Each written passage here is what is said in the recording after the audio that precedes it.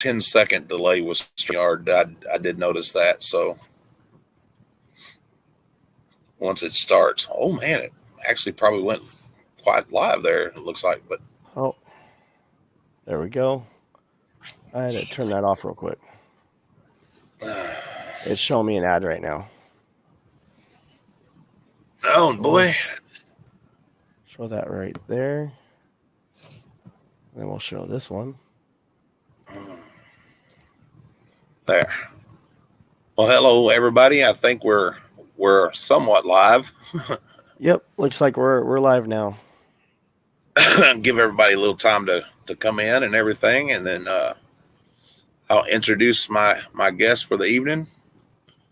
I just want to say I appreciate everybody for being here. I've never done this on Facebook Live as well, so this is kind of new for me. I'm trying to manage everything. So I just did something goofy right now. So since I'm not like, it's not my live, I saw the chat and saw everyone saying hello. So I just commented and said hello everyone instead of just saying it.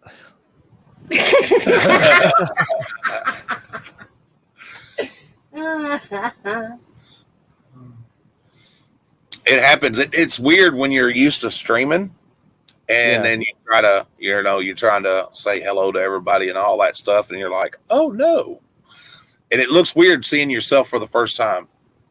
It is. It's really weird.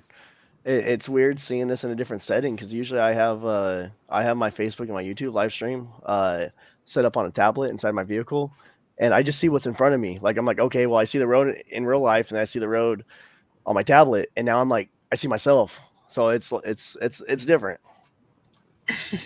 It does, because you're different setting. You're not doing normally what you normally do. It's throwing you off, and it does throw you off a little bit.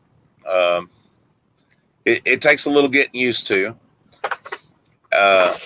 Maybe even something for the futures. This is something you can do, like when you're not out on the road and you're not streaming and stuff like that. You can sit down and take and do some Q&A with people, maybe even or whatever. For sure. Yeah, that would be cool. Hi, Rob. Yeah, hang around, man. Don't go nowhere, guys. We're gonna start this here in just a little bit. I'm trying to give everybody a little chance to come in, share it out, if you would, guys. How's it going, Shauna? Sorry for over talking you. No, you're good. Are you trying to make me sick too? Shh, Uber. That's what I was playing with your link the other day. Hi, Lisa. Hi, Boo. Hello, everybody that's in here. Hi, everybody. That's Mary.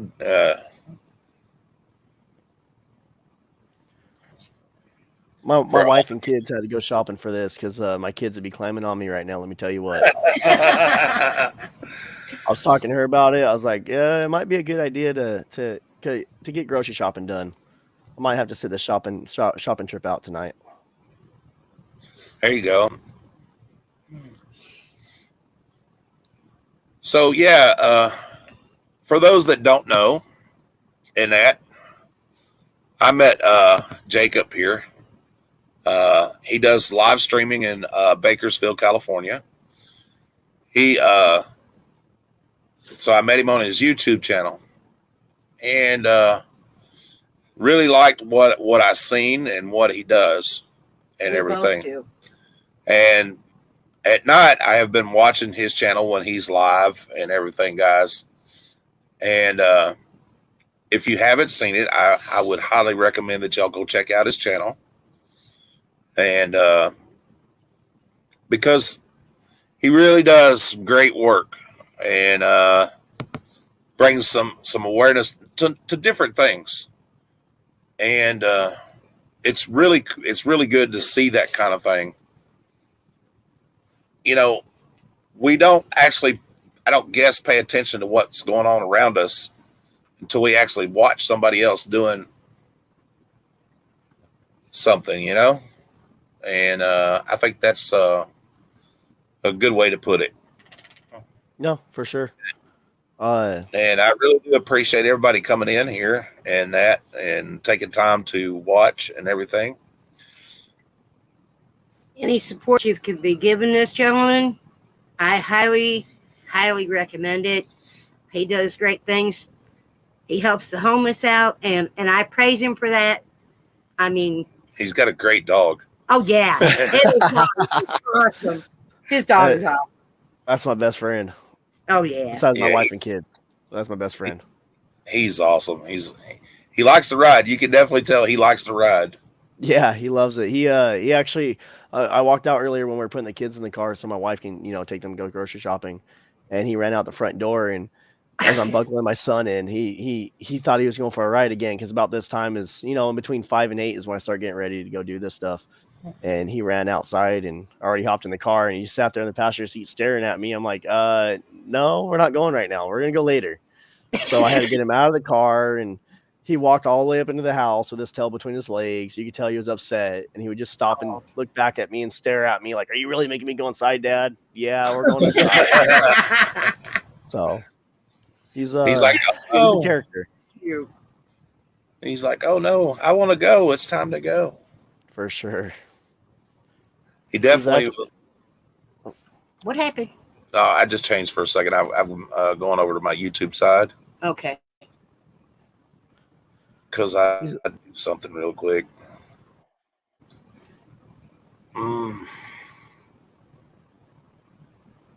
Looks like Lisa got snow. She said we got that horrible white stuff that falls from the sky this morning. I don't know about horrible. That's awesome. I like snow.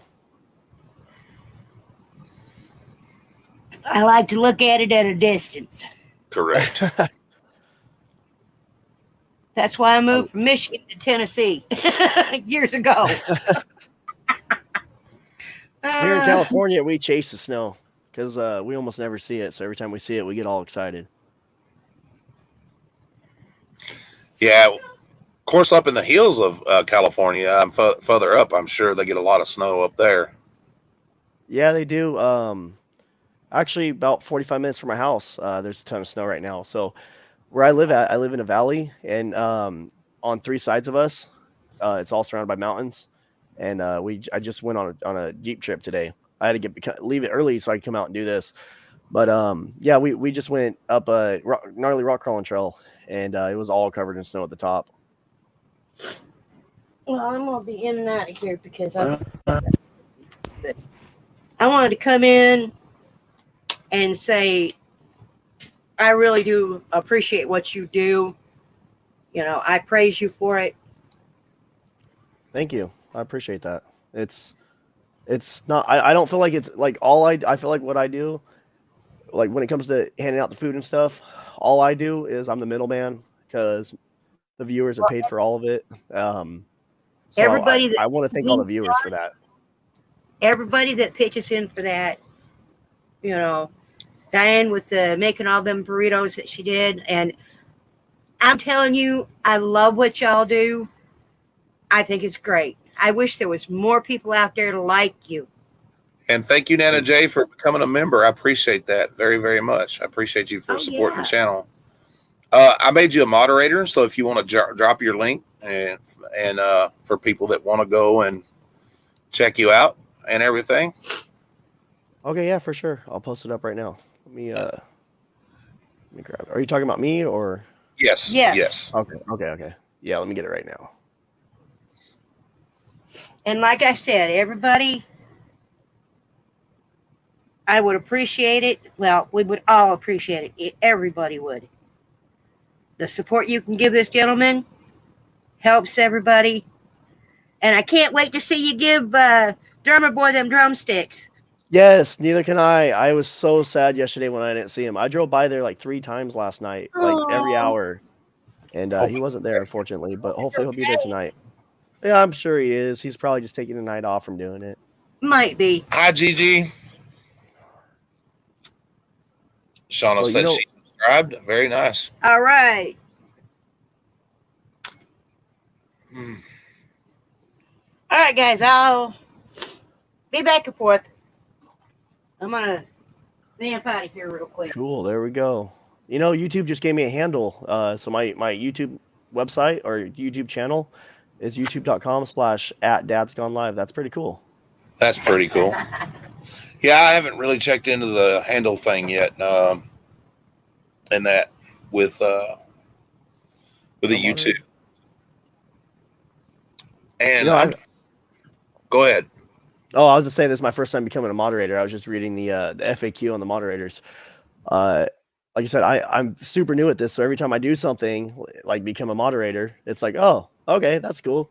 I've never read that notification before, but I made like 5 people moderators now, so it's interesting to see all the like read the details on a lot of these features because I didn't know a lot of this stuff existed. I didn't know you'd have moderators on YouTube until I started going live. I guess I'm just learning new stuff every day. It's actually pretty cool. I've been moderating, a little bit for your chat and stuff, and I've done a little moderating and stuff, with different play channels, and it can be a lot of fun. Of course, it can be a little hectic sometimes too. You just never know. Especially when the trolls come in. Yeah. I was watching that guy last night. I was like, I got to a point with the trolls that when they start coming in and saying their stuff, I mean, I don't respond to them, but I'm going to be honest. I kind of like, I don't like drama, but I kind of watch my chat attack them. My chat will kind of take care of the trolls himself. Yeah. It's kind of funny. Like I'll have everybody just commenting, and then all of a sudden a troll, boom, everybody's attacking that troll. I'm like, okay. Time to kick the troll because the troll's getting trolled a little too much now. So I'm gonna kick him out of the channel now. So I just thought that was a little funny. Oh yeah, the chat will eat a good troll. Will eat a troll up. I mean, especially when you have a lot of good people in your chat at the time, because I feel like I've been very fortunate with the type of viewers I've been receiving. The type of people that have been following me seem to be pretty good people, pretty decent people that have very good hearts, and very positive and drama free, and that's what I like. Right. Okay, I didn't know that I had to start the live on Facebook through this link, but okay. So there we go. That's what I do now. Get started. Connecting live video. Got it.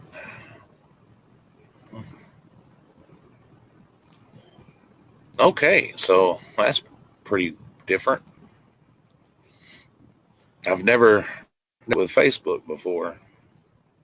I'm not sure if they're subbing to you or me. I don't know if these are all your followers, but 2 people said they subbed, GG and Beautiful Blingy by Deb. Yes, yeah, there are people that follow us, and okay. Now they're following you. That's awesome. Okay, well, thank you guys for the subscription. Hopefully, you guys like what I do and enjoy my my live streams. Yeah, we are a big family here. We're a nice community. Of course, I think there's a couple of people doing live auctions right now. Normally, we probably have a little more than what we have right now, but that's okay. At least they can watch the replay anyway. So tell us a little bit about yourself, and I'll full screen you here and let everybody see you, and you can tell us what you do. And oh, you're gonna make me oh yeah. Here we go. I'm staring at myself now. All right, guys. So my name's Jacob. Everyone calls me Jake or Jake from State Farm. I started live streaming, chasing sirens and stuff. I grew up chasing sirens with my family. My grandma and my aunts and all them used to follow sirens, chase them. They get all excited when there's a fire or anything like that. So when I go stay the night at my grandma's house or my aunt's house, we get woken up in the middle of the night. Hey, there's a fire. Let's go, kids. Me and my 2 cousins would hop in the car with my aunt or my grandma, and They would drive and go check out the fire. They didn't go to anything dangerous because they did have us with them. But if there, like there was a huge like apartment fire or anything like that, that we would drive by and check it out. And I always thought it was cool. And then I myself, I've worked in the oil fields for the last 10 years. And this year I just left the oil fields for a different type of job, which I operate heavy equipment now and drive a commercial vehicle. So now that I only work 40 hours a week, I was like, well, my uncle used to live stream. I rode with him. Might as well give it a shot. And I started driving around and just, live streaming what I see, what I come across. And I've been doing it for 4 weeks now. And it's fun. It's a blast. I did get a little bit bored while I was sitting there staging in between calls. And since people were sending in donations and stuff to cover my fuel, I figured, well, if I have a couple extra bucks from the donations, might as well just go out and buy some stuff to make burritos. So my wife, one day on the way home from work, she went grocery shopping and, made her and my mom and my grandpa got together and made some burritos, and I drove around handing them out. And I don't know how to say the feeling you get after like someone that's like super, super hungry comes up and they're super, super excited, like not excited, but like thankful, like the look on their face when they come up. I live in California, so our cold is like 40 degrees. So for us, when it's super cold outside, and they get like, a nice warm burrito, and they I know it sounds silly, just a warm burrito, but warm burrito made somebody's night. And so after I get done handing out, a couple of them, and everyone's saying thank you and ask me if I'm gonna come back in a couple days, just when you drive off, you get this like warm feeling inside, like, sorry guys. Anyways, you get this warm feeling inside, and I was like, oh, that felt good. And honestly, staging is kind of boring, so I figured might as well just go out and do that, and it keeps me entertained, and it keeps you guys entertained. So I'm gonna keep on doing that. When it comes to live streaming, I'm gonna be honest, I have no idea what I'm doing. When it comes to chasing siren calls, I feel like I'm pretty good at it. I feel like I'm pretty good at getting to the action, catching the action as it happens. But when it comes to like, I guess doing the whole YouTube and Facebook thing, I'm learning as I go. I really have, I don't know.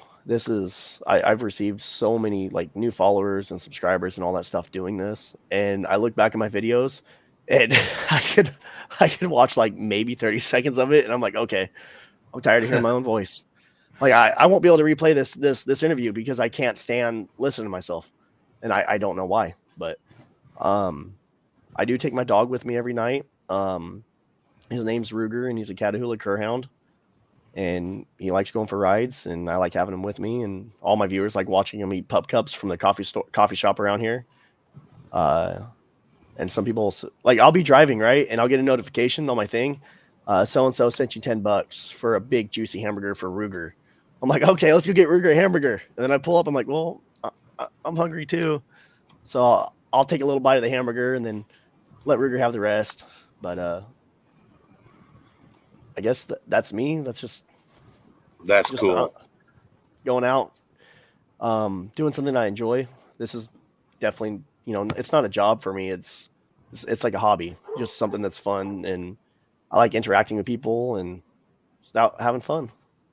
And I do not know why my face looks red. It is not like red. I that's got to be the lighting or something, or the camera, but I just notice how red my face looks. That happens sometimes. Like you get a little red faced and stuff, and I get that way sometimes too. Maybe it's the lighting. I don't know. I did just get off the mountain. We were up in the snow, so maybe it's because I came home to a nice warm house. I don't know. That could be. Hey. Okay. Down. See, is this gonna go through again? Some people are used to that and everything because my little dog, she barks when the wind blows. That's how my hound dog is. If he hears, you got mice or squirrels outside in the trees, my hound dog will let me know every time one goes by. No, I had to reload the YouTube page. I don't know what happened there. It just went to a black screen, and I refreshed it, and it's popping back up. Hi, little bit. She's checking me. Hi, baby. I'm okay. Yeah, a little bit. Look. Sorry for the background noise. We had some family come in. Yeah. It's all good. A little bit giving her comment. That's a little bit giving her comment, according to Shauna. There we It go. is definitely giving her comment. She wants everybody to know that, yeah, she's voicing her opinion. She's definitely voicing her opinion. Ruger, come here, boy. So since you've been doing this, so the live streaming and everything, what would you say is the most horrific call that you've seen so far that you've actually caught? Oh my gosh. The most memorable one, probably. I don't want to get too descriptive on it because YouTube and Facebook don't like you describing stuff like that. But it was a vehicle versus pedestrian, and she had been hit numerous times by several different vehicles, and they were all hit and runs. So this transient woman, which is another word for homeless people around here, was crossing the road in a very dark area on the outskirts of town. It came through as a traffic accident, and I was on my way. It came through as a traffic accident as at a certain intersection, and I show up to this intersection and I see CHP, which is our highway patrol or state trooper for other areas, and a fire truck, and they're driving down the road in front of me, and they go to make a U-turn. I'm like, okay, well, I'm gonna sit here at the intersection for a quick second at the stop sign, and I'm gonna see where they go. Well, CHP turns, he hightails it, turns right in front of me, and turns down the side road in front of me, because he's also looking for where this area is at, or where this accident is. And so I'm like, okay, well, I turned and followed him, and probably about a quarter mile down the road, he stops sideways in the middle of the road, turns on all his lights, and there's a couple cars up ahead, probably 1,000 feet up ahead, and I hear over the scanner, vehicle versus pedestrian. So I'm like, okay, vehicle versus pedestrian, guys. I get out, I walk along the side of the road. There's some railroad tracks. I'm standing by the railroad tracks, and I have my camera facing the patrol car. So I'm thinking, okay, where those two cars are at up ahead on the side of the road is where this pedestrian's at, laying in the middle of the road. I don't want to get that pedestrian on camera. So I got the camera turned to the left, and I'm looking off to the right, trying to, with my own eyes, see what's going on. And next thing I know, my phone keeps on vibrating, and I look down at my camera, or at my phone, and my wife's texting me, turn the camera now. And I look down and I look at my camera. I'm like, holy crap. The pedestrian was right in front of the cop car. And when I was trying not to get the pedestrian on camera, I wasn't paying attention, and I actually had the camera right on the pedestrian. And this was I'm not going to get too descriptive, but she had been hit several times by several different vehicles. Man. And it was a very, very graphic situation. I couldn't recognize what I was looking at. We'll just put it like that. It was horrible. Very sad night. I love seeing action. I do not like seeing people hurt. I don't like seeing people in pain, sad. I don't like seeing all that stuff. So everyone in the comments, was very, very respectful and sorry, very, very understanding how I accidentally had that on there. But yeah, that was one of my first nights going out, and it was a little disturbing. Hi, Wendy. Good to see you, honey. No, it's okay. You're fine. What's up, Wendy? I knew there was going to be a little time difference for some folks because he's in California and I'm here in Tennessee. So, how's it going, Betty Boop? So, I like that name. for our new people or whatever, would you care to explain the 25-cent story? Oh my goodness, I'm getting off camera now. Yeah, about that, guys. About that. So I was parked in a parking lot across the street from a little liquor store. I call this liquor store Felony Liquors. I don't know if that's what everyone calls it. It's just why I started, calling it. There's a lot. How do I say this? I'm trying to say it with being Facebook and YouTube friendly. So there's a lot of working women in the area. It's a very, very rough area. It has a lot of shootings. Also has very high sex trafficking. Anyways, I'm parked in this parking lot in a dark area in front of this, little grocery market, and I'm recording what's going on at the liquor store. Well, it's what I do when I stage sometimes. Anyways, this nice lady comes up to me, and she walks around the side of my truck. Well, my driver's side window at the time, the motor just went out, like literally that night. So I lean the seat back, I crack down the back window on the driver's side, and I'm like, "Can I help you?" And she's like, "Oh, mind you, she's dressed like a working woman. She was obviously a working woman. She's like, "Well, I was trying to get a soda. I'm just 25 cents short. I was wondering, is there any way you can spare a quarter for me?" I said, "Yeah, sure, no problem." So I reached over in my center console. I grabbed her, 75 cents. I was like, "Well, better yet, here's 3/4. You can get a soda and, a little 50-cent beef jerky," is what I'm thinking, or whatever. Well, she's like, "Oh, thank you so much." And then she's like, I was like, "Oh, you're welcome." And then her response was, "Well," she just answered for a second, "Well, don't you want me to accompany you?" I said, "What?" She's like, "Accompany you, like in your truck." I'm like, "What do you mean? Accompany me for what?" And she's like, "Well, for some head." And I looked at her and I'm thinking like, head? What the hell? So I told her, it's like, oh no, no, thank you. I don't need no head right now. Thank you for offering. And then she's like, "Are you sure you don't want no head?" I'm like, "No, ma'am. Thank you so much. I appreciate the offer though." My viewers that were watching, every time they come in my live, like almost every night, they never let me like forget that. And I have like, my Linktree links and stuff, because obviously fuel gets expensive, so I'm viewer funded when I'm out running around. And a lot of people, while I'm driving around, they'll just send me 75 cents as a donation, and I see that pop up, and I'm like, "Oh my goodness, guys, really? We're gonna bring this up again?" Like, that was a traumatic night for me. We're gonna bring up 75-cent nights? Like, what the heck? What's going on here? That's it, guys. I'm done live streaming. I'm going home for the night.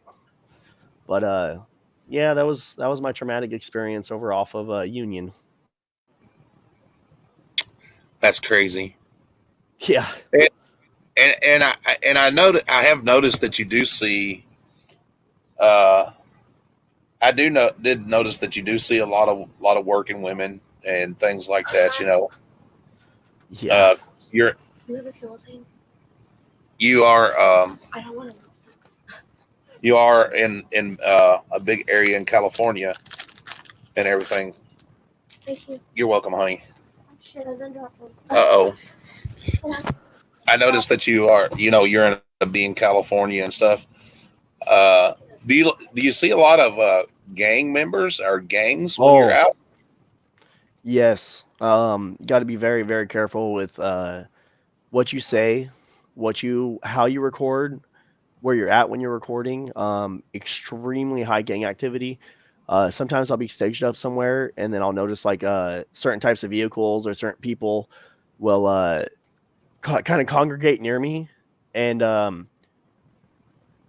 when I go from point A to point B, like if I'm staging it at store number A, and that you see me leave to go to store number B, it's not because I want to waste my gas. It's because some people showed up and they're sitting there staring at me, and more people are starting to show up. And I'm like, nope, I need to get out of here, because I don't feel very safe in this area. Now I do know that I'm going into these bad areas, so I am on alert. And I actually, when I first started doing this, the only reason why I brought Ruger, my dog, is because I didn't want somebody trying to break into my truck when I get out to live stream, especially if I'm going alone. He's like an extra form of protection. California has some really weird laws when it comes to like self protection and protecting yourself. So you got to kind of not only protect yourself from some of the people that are up to no good, but you also need to protect yourself from getting in trouble with the law when you protect yourself. So the best way to do that right now is a dog. And it just turned out that he's a perfect fit. But yeah, I've had some actually, I don't know if you guys noticed. So on my live stream last night, I went to a report of we have what we call a shot spotter around here. So the major cities in California have these, I guess you can call them microphones. These type of sensors are set up around the city. They're very hush hush on how they work, but they have this system called shot spotter. So when you fire a gunshot off in our city, there's 911 or emergency services, police, sheriff, and all that. They get notifications. Shot spotter spotted within 300 feet of First and Second Streets. So then all the police in the area will go to that area. Well, I showed up the shot spotter call, and I'm watching the cops walk around in a very they when they pull up to these calls, they pull up with their lights off, so that way they don't get shot at as they're coming down the road. Well, they pull up, they park, they leave all their lights off, and then they get out and investigate. That way they can catch people in the act of, and they don't get involved in any crazy stuff.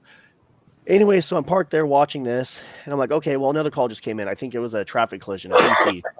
And I'm leaving this TC. Well, right down the street is this black BMW with its driver. It's all tinted windows, even like the windshield was freaking tinted.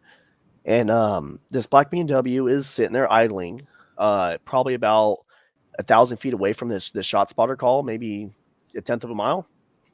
And as I drive by, the windows just cracked, and as soon as I pass it, all of its lights come on, and I'm like, okay, that's a little creepy. So obviously, what do? I kind of hit the gas pedal a little bit harder to distance myself from the vehicle. Well, this vehicle does the same thing. They get right up on my ass, and the vehicle was just off to the passenger side of my truck just a little bit. And I look back, and I can see them roll the driver's side window all the way down, and so I get freaked out. So at this time, I floor it right. I drive a 2007 Dodge Ram 3500 diesel. It's tuned. It's got plenty of go, and so I floor it and I take off, and I get to a pretty high rate of speed, which I don't condone speeding, but at this time I felt very unsafe once again.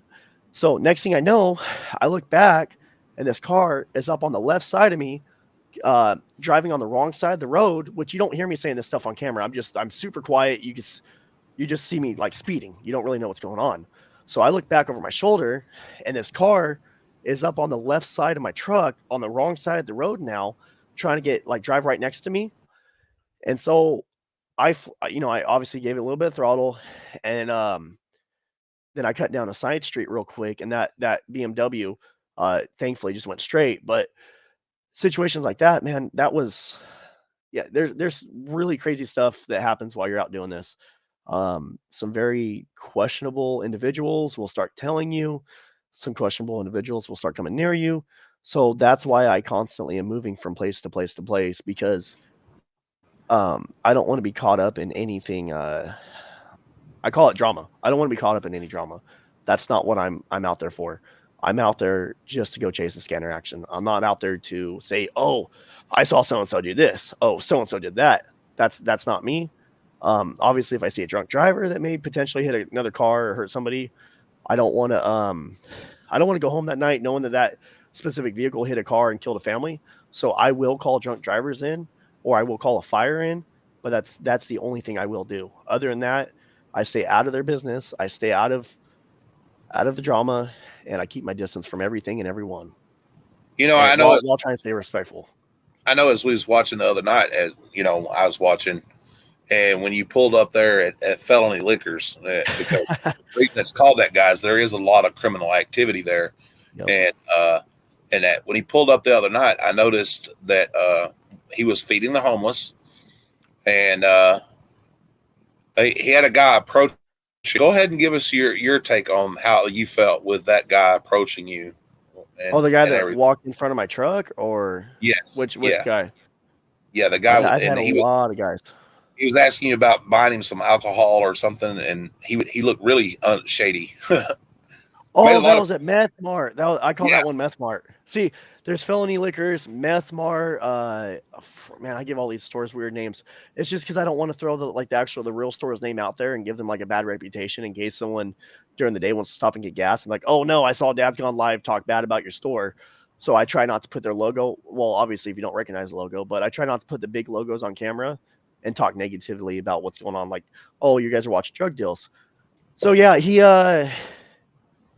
that specific individual was you could tell he was high. I've been to that area quite a few times. He's not normally out there. That was my first time seeing him. He was just up to no good. He was up to trouble. He asked me to get him drugs. He asked me to get him alcohol. He asked me if I can hire him so he can do some work and get money from me. And then he just was asking a bunch of mumbo jumbo, weird stuff. I just try to like pass it on. Oh no, I'm sorry. All I have is burritos, man. I have no money. I can't get you alcohol. I'm sorry. I don't know any drug dealers. Like that gentleman was very, very high. I did not feel very comfortable around that guy. I'm gonna be honest.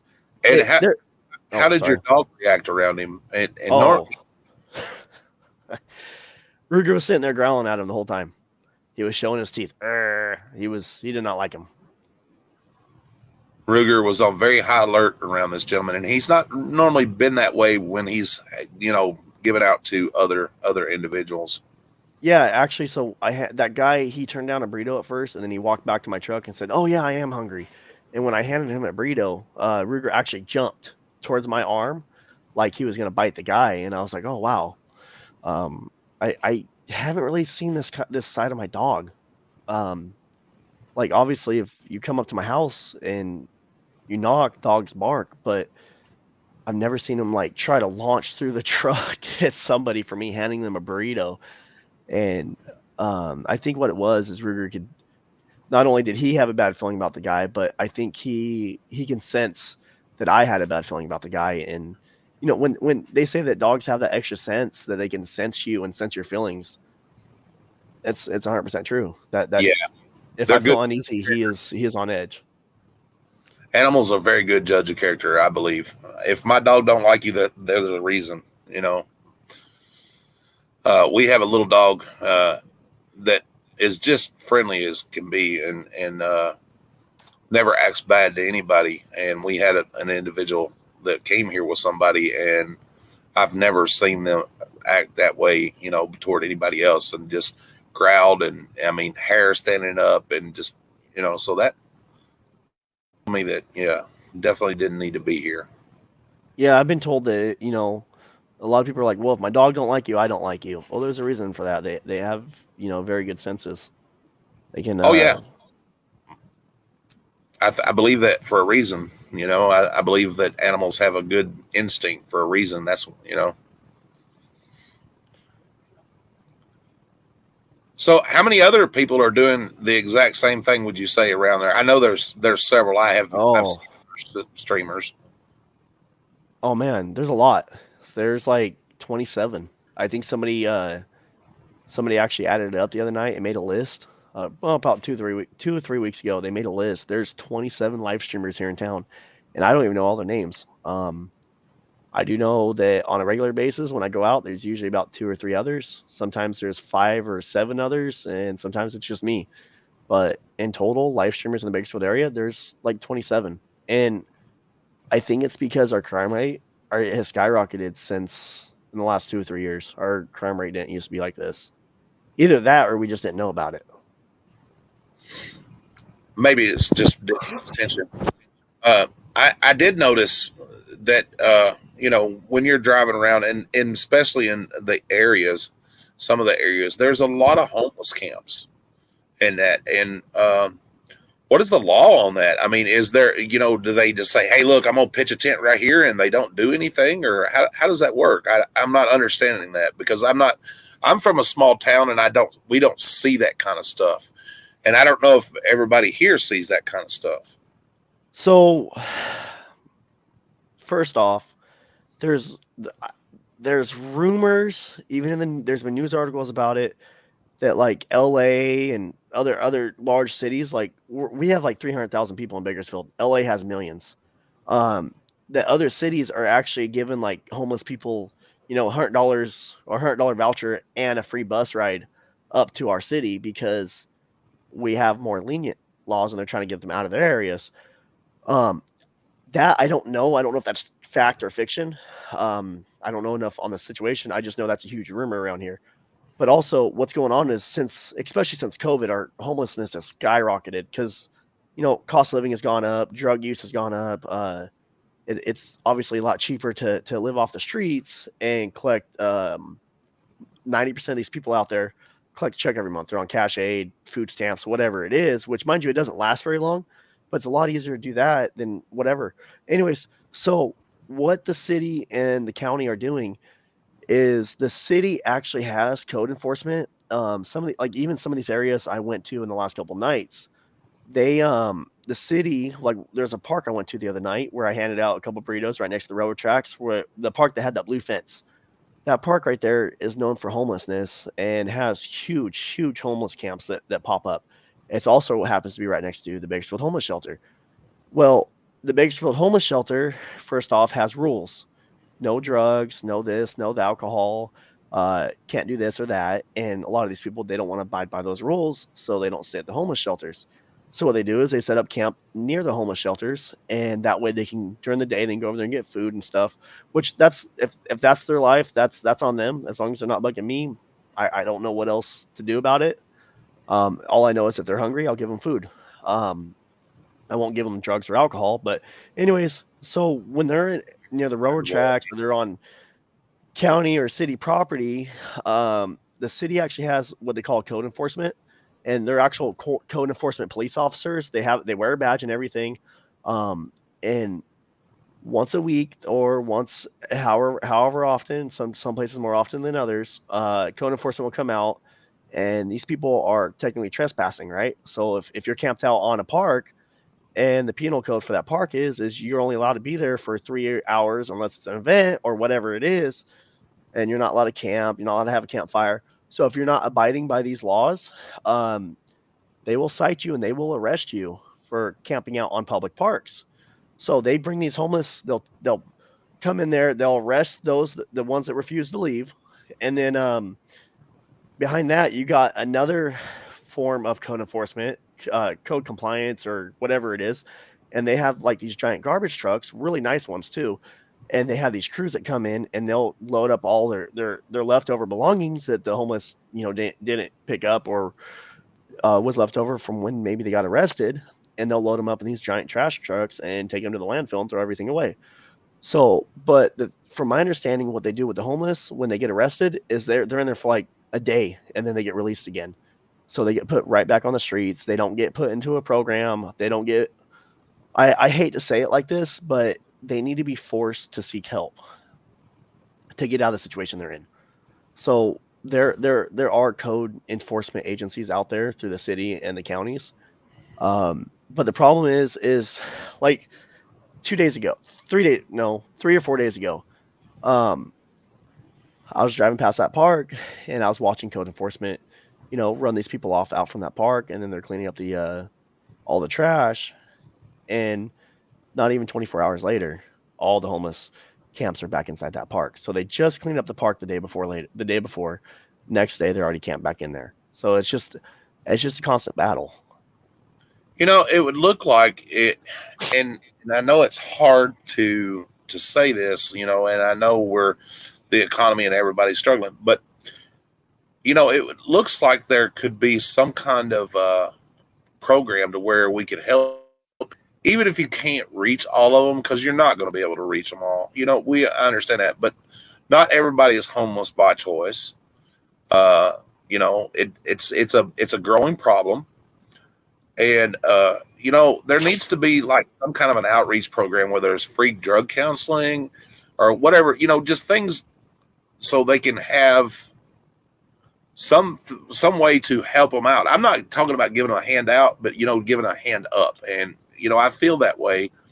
I think I was just reading and listening to out in Los Angeles, they just built a new Capitol building or whatever it was they just built out there, and it cost the state of California $75 million. Well, why couldn't they take that money instead of redoing a building that was only like 10 years old and help with the situation?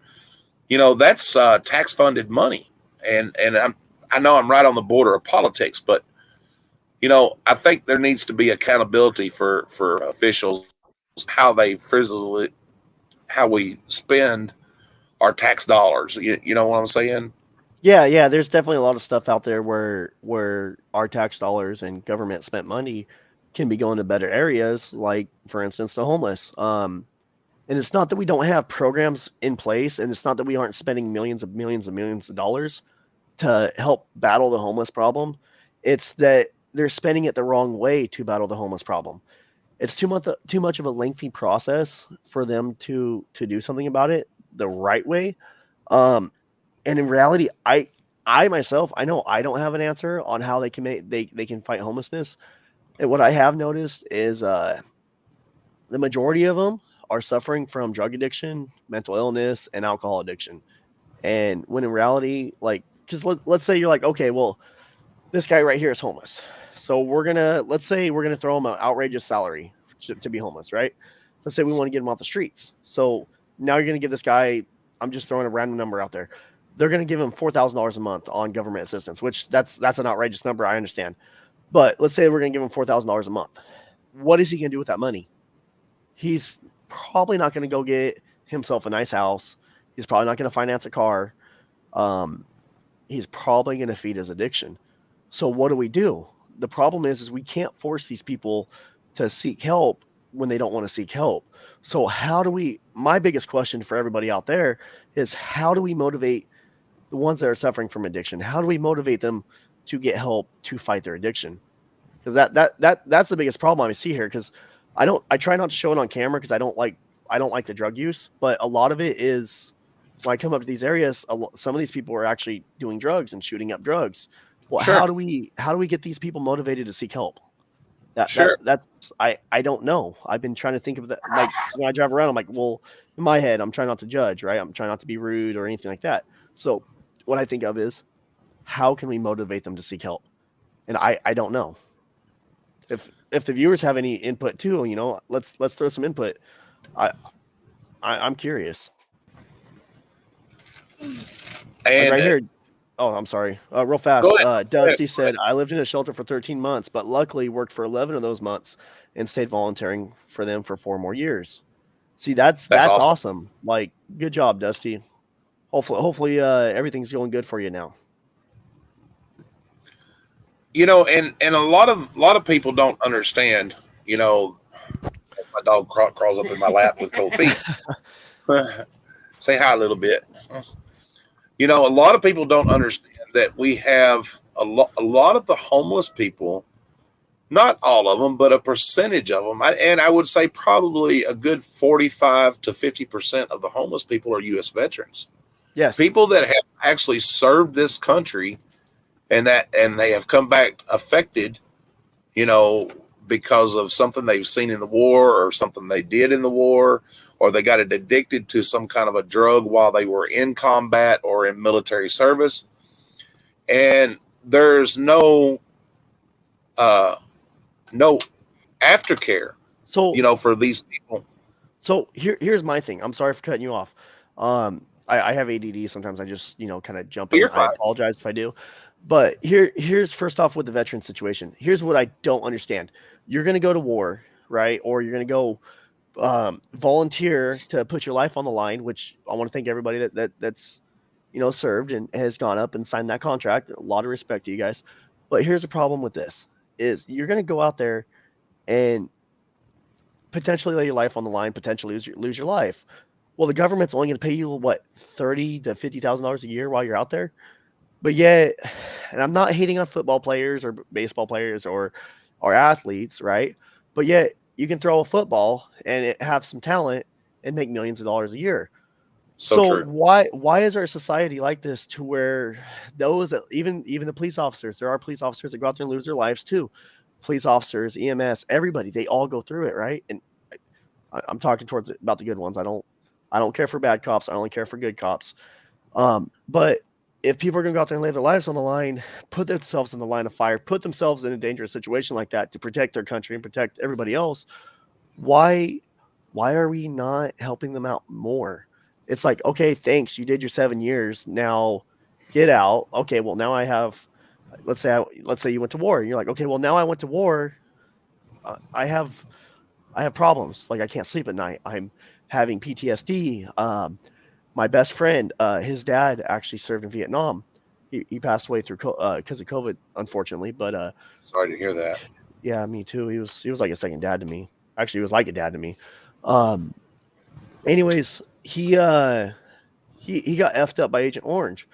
Well, the VA took their sweet ass time, excuse my language, took their sweet time to, get him on some kind of, disability income and all this stuff. In the end, they took care of him, but how many years did he go before he had that? He had to deal with his medical issues. His kids now, my buddy and my buddy's brother, I'm not gonna say any names, but they are more prone to certain sicknesses and stuff because of reproductive issues from him being exposed to Agent Orange. But now, like I don't think we're taking care of our veterans the right way. Not at all. I don't think there's a lot of veterans that come home. Now, I don't want to say a mental illness because I don't think you're mentally ill if you're suffering from issues from war. I think you have seen a lot of stuff that's traumatic, and that's why some of these people are going down the path they are. We're not helping them enough. Traumatized, yes. So they are not. I don't think they are. I don't think our government is helping them the way they should. I don't think they're following up through their adult years. Maybe once a year have a checkup, like, hey, we need to go have a mental health checkup, see how you're doing after what you went through. See if we can find an issue and attack that issue that you received from while you were serving. I don't know. Yeah. I'm just my uncle is a prime example. He was he served in the military. He was in for a long while, and then after he came out, he was in law enforcement.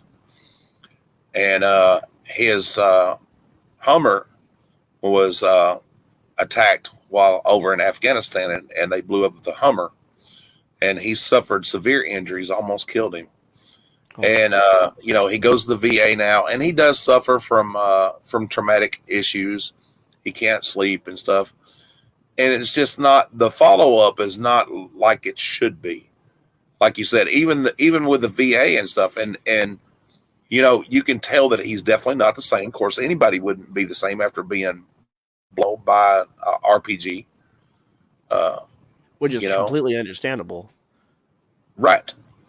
And I just think that we don't give our military and enough respect that they deserve. Not at all. And same way with law enforcement. There is good cops and there is bad cops. I would say that the bad cops are more dangerous to the good cops, because if somebody that is upholding the law and the Constitution of the United States, and they tell on a bad cop, they eventually get fired. They're labeled as a snitch. They can't get a job. They've put their families at risk. And yeah, I was watching that one video of that police officer that pulled over another police officer for speeding on the highway, and I think it was a female officer that did the pullover, and she ended up having all kinds of harassment and stuff. That's not right. Like, we need to hold everybody accountable. If I'm going to be held accountable, you need to be held accountable. Everybody has to abide by the exact same laws. Exactly. I agree. I totally agree. It's and I think what I like the most, and what I'm trying to convey to everybody here watching, and I think that's what you're trying to convey too, and it really does make people think. Public awareness, ladies and gentlemen. You know what? We have a voice.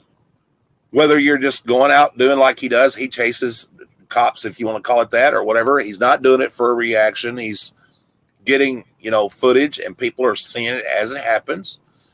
And you know what? Public accountability. If you see something, film it. I think, and it's becoming more of a thing. People are doing more filming in public and capturing things. And then it's not just law enforcement; it's our government officials and people like that. They need to be held accountable. You know what I mean? Something as simple as going into a courthouse to change your tags or something like that. Let's just say that you're like me, you're forgetful, and you want to play it back later to understand what happened. You know what I'm saying? Or even a doctor's office. The care is that you have that right to film, whether you publish it or not, if it's just for your own.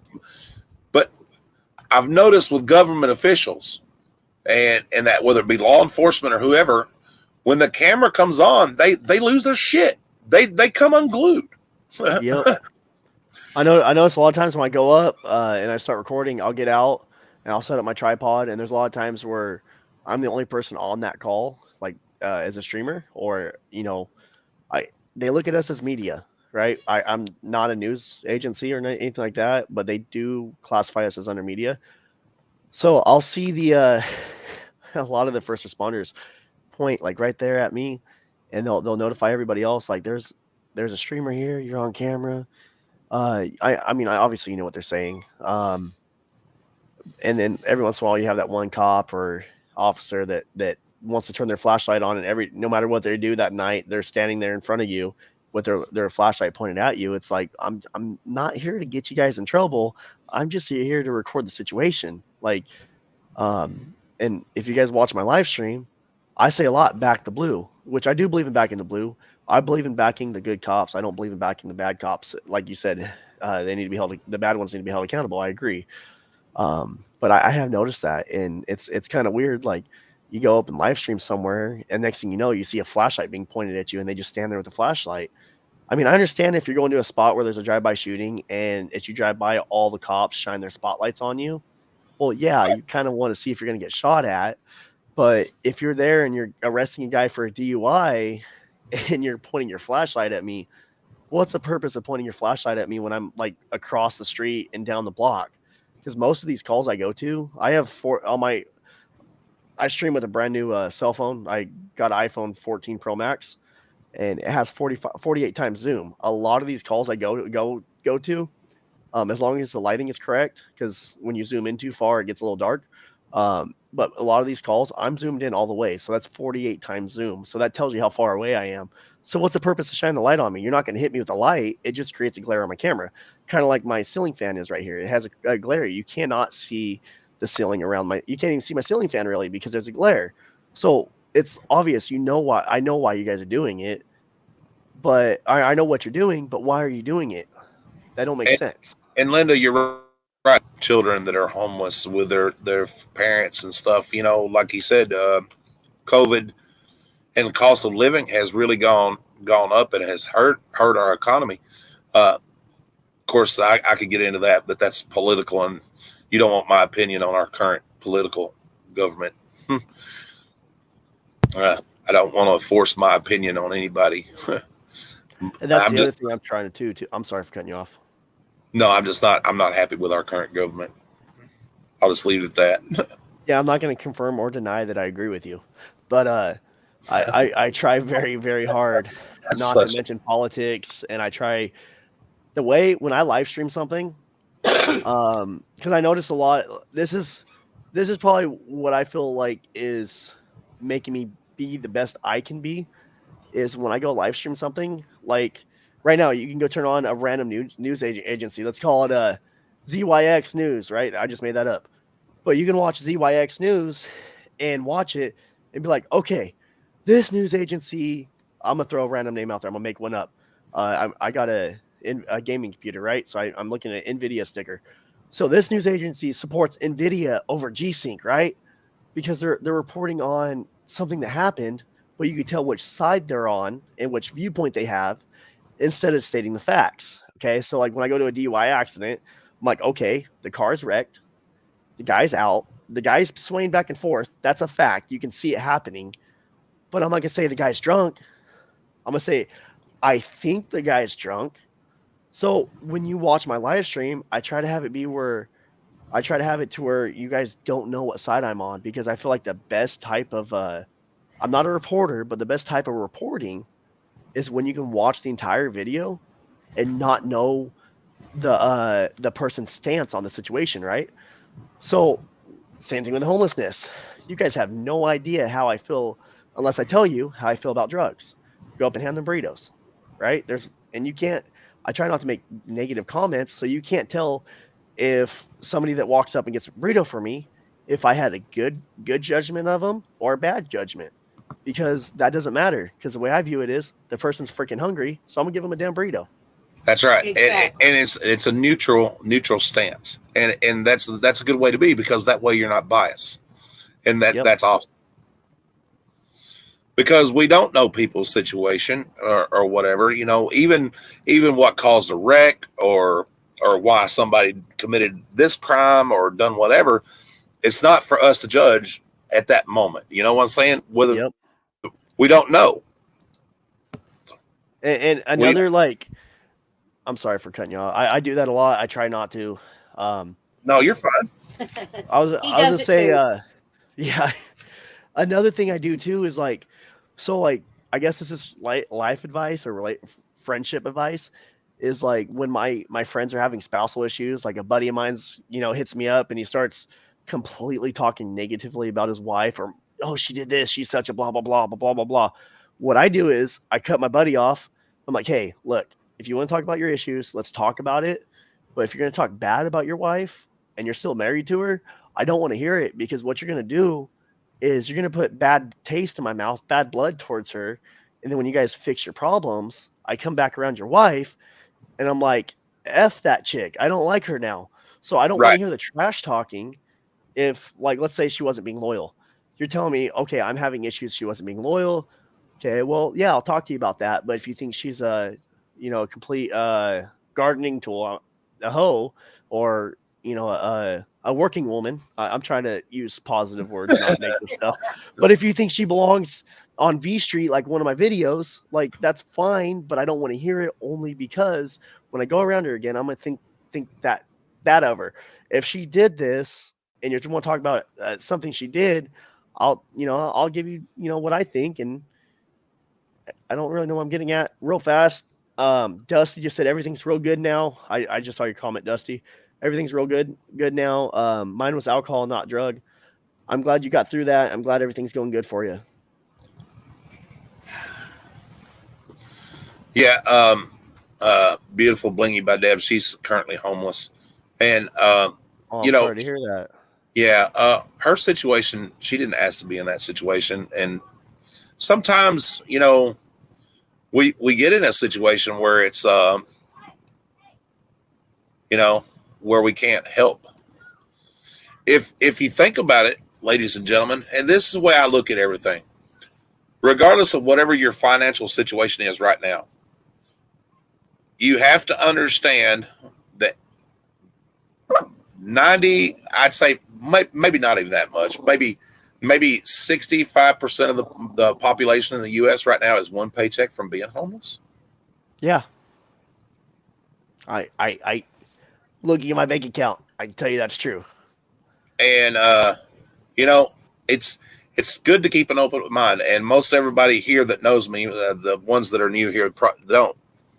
I was homeless. I lived for 6 months as a homeless. I lived in the woods and with a piece of plastic. Of course, I was telling you a little bit. A little bit before we went live. I became a drug addict, and it wasn't my fault. I was injured. They cut me off cold turkey without being properly healed or rehabilitation. And the next thing you know, I'm looking for this pain pill or that pain pill to make me feel better. And then somebody's like, oh, here, take this, or here, do this. And the next thing you know, you're caught up in a vicious cycle. So I've learned to keep an open mind about everything, not to judge anybody, because we don't know what their situation is, regardless of whatever. And not all drug addicts are bad. Not all alcoholics are bad. People that are homeless are not scum of the earth. They didn't, No. you know what I mean? They're there for a reason, and it may take a little while to get to that reason, but a lot of people have made these people that are homeless be bitter because of the way we treat them. We treat them no better than you would a stray animal. I have to cut you off real quick. I apologize for doing that. I do that a lot. One thing I have done is I will record some of these people, like, right, that are dealing with these issues. But I want to say this. One night I'll have them on camera. I know we see what they're doing, and after parking there and watching them, I started thinking, like, well, they got to be hungry, right? So not only do I record them, I also make sure they get fed. I can't feed them every night because obviously I don't have pockets like that, but just because you see somebody doing something or whatever, it might not be a good idea to give them money because, like, obviously, if they're battling an addiction, you don't want to feed the addiction, but you want to feed their hunger, right? So if they're Yes. hungry or thirsty or anything like that, if you see somebody out there asking for money or anything like that, ask them, "Are you hungry?" And then go to McDonald's, get them a dollar burger and a dollar soda. Well, California, it's not dollar burgers no more, but Right. get them stuff off the value menu. They are very happy to get something that's warm, something to drink. Do you want I to know it share sounds silly, but about Drummer Boy? what was that? You want to share for the people that don't know, that hasn't watched your channel yet, Oh, about Drummer Boy? yeah. So, oh man, I wish I should have brought them in from the truck. I got them out in my truck right now. So I was driving around. I think my first night handing out burritos. Um, After I went to a first place I went was I thought there was gonna be like 4, maybe 5 people to hand burritos to. I had like 35 burritos that night. And next thing I know, I pull up and all these people come out from these like makeshift tents on the side of this parking lot. It was at a 7-Eleven or next to a 7-Eleven, and they all just come out of the woodworks as soon as I pull up with burritos. Well, after that, I was over half of my burritos were gone. So I was like, well, I don't have enough to hand out to groups like that. So let me just drive around and look for people walking down the street. Pull up, hey, you want a burrito? Here you go. Drive off. So I start doing that. Well, I come up to this intersection and I hear like these drums. I'm like, what the hell? I look over. I was like, holy crap, guys, we got Drummer Boy. I'm gonna call him Drummer Boy. So since that night, I've been calling him Drummer Boy. I've seen him 3 times now, 3 or 4 times. Anyway, so what this guy does, he does not seem like he's drunk. He does not seem like he's on drugs. I don't know his situation. I would like to know his situation, but this guy, he sits on the center median at night, and he has his little snare drum, and he wraps himself up in a blanket and has his his little cart and stuff right there. And as cars come up, he'll play a little drum solo, and for tips or food or drinks or whatever. Sometimes I go up, he's got 2 sodas and a hamburger, and I still offer him a burrito. If he wants to eat it, he can eat it. If not, he can hand it out or do what he wants. It's his now. But every time I come up, before I hand him a burrito, he plays a little drum solo. So it's a routine. If I'm out driving around and I have something to give out, I have to go to Drummer Boy. The other night, I pulled up and I told him, I said, "Hey, I'm live streaming. I try to let these guys know I'm live streaming. I know a lot of people don't want to have their situation on camera, so I tell them ahead of time, like, hey, I'm just letting you know, I'm a live streamer. My viewers are the ones that funded these burritos. They want to make sure you guys get fed. I'm not going to get you on camera." Anyways, so I told Drummer Boy that, and I was like, "Is there any way we can help you out?" Right? Because he seemed like a really good dude, and I felt for the guy. So I was like, "Is there any way we can help you out?" And he holds up these 2 like really janky wooden sticks. Like, they're legit wooden sticks. They're not drumsticks. Mind you, he's got this old snare drum that works great. It's used and abused, but it works great. But he's playing the drums with these little sticks. And first thing he says is, "I really need drumsticks. This is how I get by."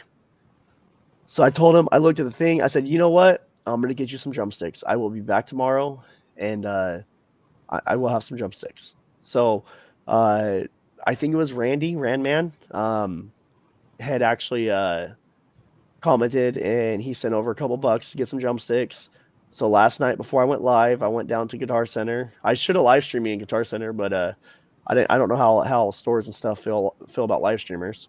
Anyways, went to Guitar Center, told the clerk guy my situation, what was going on, and he tried selling me like a $5 set of drumsticks or $3 set of drumsticks. I was like, no, I know he just needs drumsticks, but let's get him something a little bit better.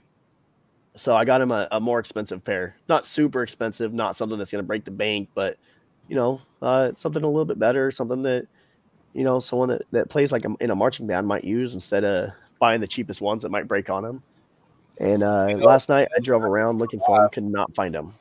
The other night when you were live and you were asking him about what he wanted, just think about this for a minute, guys. Out of everything, he could have asked for, he asked for a pair of drumsticks. A pair of drumsticks so he could make a living. And that's the way I look at it. He's making a living. Whether we agree with how he's doing it or whatever is totally irrelevant. If y'all in that moment, and y'all know me because I have a big heart, everybody that's been with us for over a year know I was really touched in that moment because when he found out that he was going to get drumsticks, he lit up like a Christmas tree, guys. He did. The expression on his face was wonderful. It's cheering me up right It now. is, and y'all can hear it in my voice. You know, I get emotional sometimes, guys, and you know I can't wait. I'm going to watch tonight, and I hope that he finds him and he gives. I can't wait to see him get those. I can't. Those drumsticks. I can't Yeah, wait. if he's okay with it, I'm gonna ask him if I can film him, so maybe we can see him, like get him, see the look on his face, because I don't know why, but I'm actually excited to give out. I'm excited to give out a set of drumsticks. And that's why, you know what? That's another reason, man, Jacob. That's another reason why I've continued to watch your channel. I feel like, you know, regardless of whether we've met in person or not, I feel like that you're very genuine, and you're like me. You don't sugarcoat it. And you know, people that have been here long enough know that I've got a foul mouth sometimes. You're real, and real recognizes real. And you know, that's why I was excited. I wanted you to come on here, and I wanted to share what you do with other people. Whether we reach 100 people or 1,000 people with this, that's what I wanted to people to understand, that there is people that are not doing it just for a reaction. And you know, I want everybody to feel what I felt. You know what I'm saying? That there is still hope. Human race is not dying. Kindness is not gone, guys. You know what? I listen all the time, and I hear people talk about, well, this guy gave $30 or that guy gave $40. Well, you know what? Don't discredit the guy that gave $10, because that was probably the last $10 he had. Amen to that. You know what? I have people that send me 99 cents, and I'm thankful for every single one.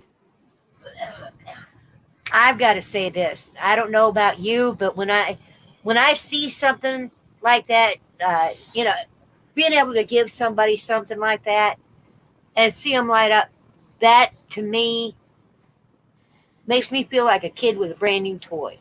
It's priceless. Amen to that. It is. You can't put a price on it. It makes you feel so good. Real fast. I gotta get up. I'm gonna stay on here. I gotta get up and turn the oven on. I almost forgot. I actually have some burritos I gotta heat up. I am giving out burritos tonight, so I'll be real quick. My oven's right around the corner. Yeah. Go ahead, buddy. I That's still fine. got the headset on. We can still talk. It's awesome. So I apologize about that. I totally spaced. I'm glad we were talking, because I spaced it. Answer Okay, cool. go that way. Sometimes it's a cumulative. You get weird, can't work, lose job, lose house, shelter. Yes, that's true. You're absolutely right, Linda. And you know, that's the thing that people don't realize. You know, in my situation, I didn't ask to be homeless. You know what I mean? I was in a real bad situation. I fought through it with the grace of God, and people can get mad and leave if they don't like what I'm fixing to say. Faith, never giving up, and you know, things like that have gotten me through. I don't care what people believe in, whether it's a higher power, whatever you believe in. I don't judge anybody. The point that I'm trying to get across, and that's why I've felt really good with Jacob and watching his live streams, and it's done my heart good, that there is kindness and there is compassion and stuff, you know. And there's a lot of people here in chat that I have met over the last year, and I'm not going to name names, that have been very kind-hearted, very compassionate, and much anymore. There's one person here that I'm very thankful for, that away from YouTube and everything, we've had conversations and everything else. And there's two that's been that way. And, you know, everybody here, I feel like, has been a positive influence one way or another. You know, I learned something a long time ago. You never know how you're going to affect somebody's life until you've affected somebody's life. Amen Think to that. about this. A simple hello can change somebody's life for the rest of the day. Because we don't know what they're going through. You could have just saved their life. You never know. You just never know. Somebody being kind to somebody in a moment when they're having a bad day, you could have saved their life and don't even know it. Think about that just for a second. How many times you've affected somebody's life by one little random act of kindness?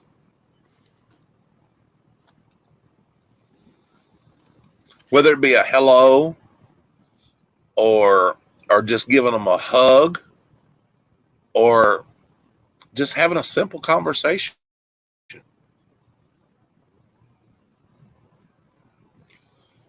And, you know, it's amazing if when you stop to think about that. You know, I keep hearing people say all the time, well, what am I supposed to do? How can I make a change?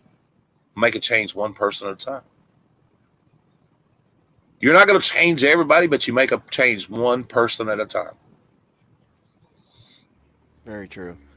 I feel like in my life, if I made if I helped one person change their life for the better, then I've succeeded in life. I mean, obviously I want to raise my kids right and be a good husband to my wife, you know, be a good dad, be the dad I didn't have, but like out in the real world, away from the family, if I can help one person better themselves, make an impact on their life, then I feel like I have succeeded in life. Everybody has views.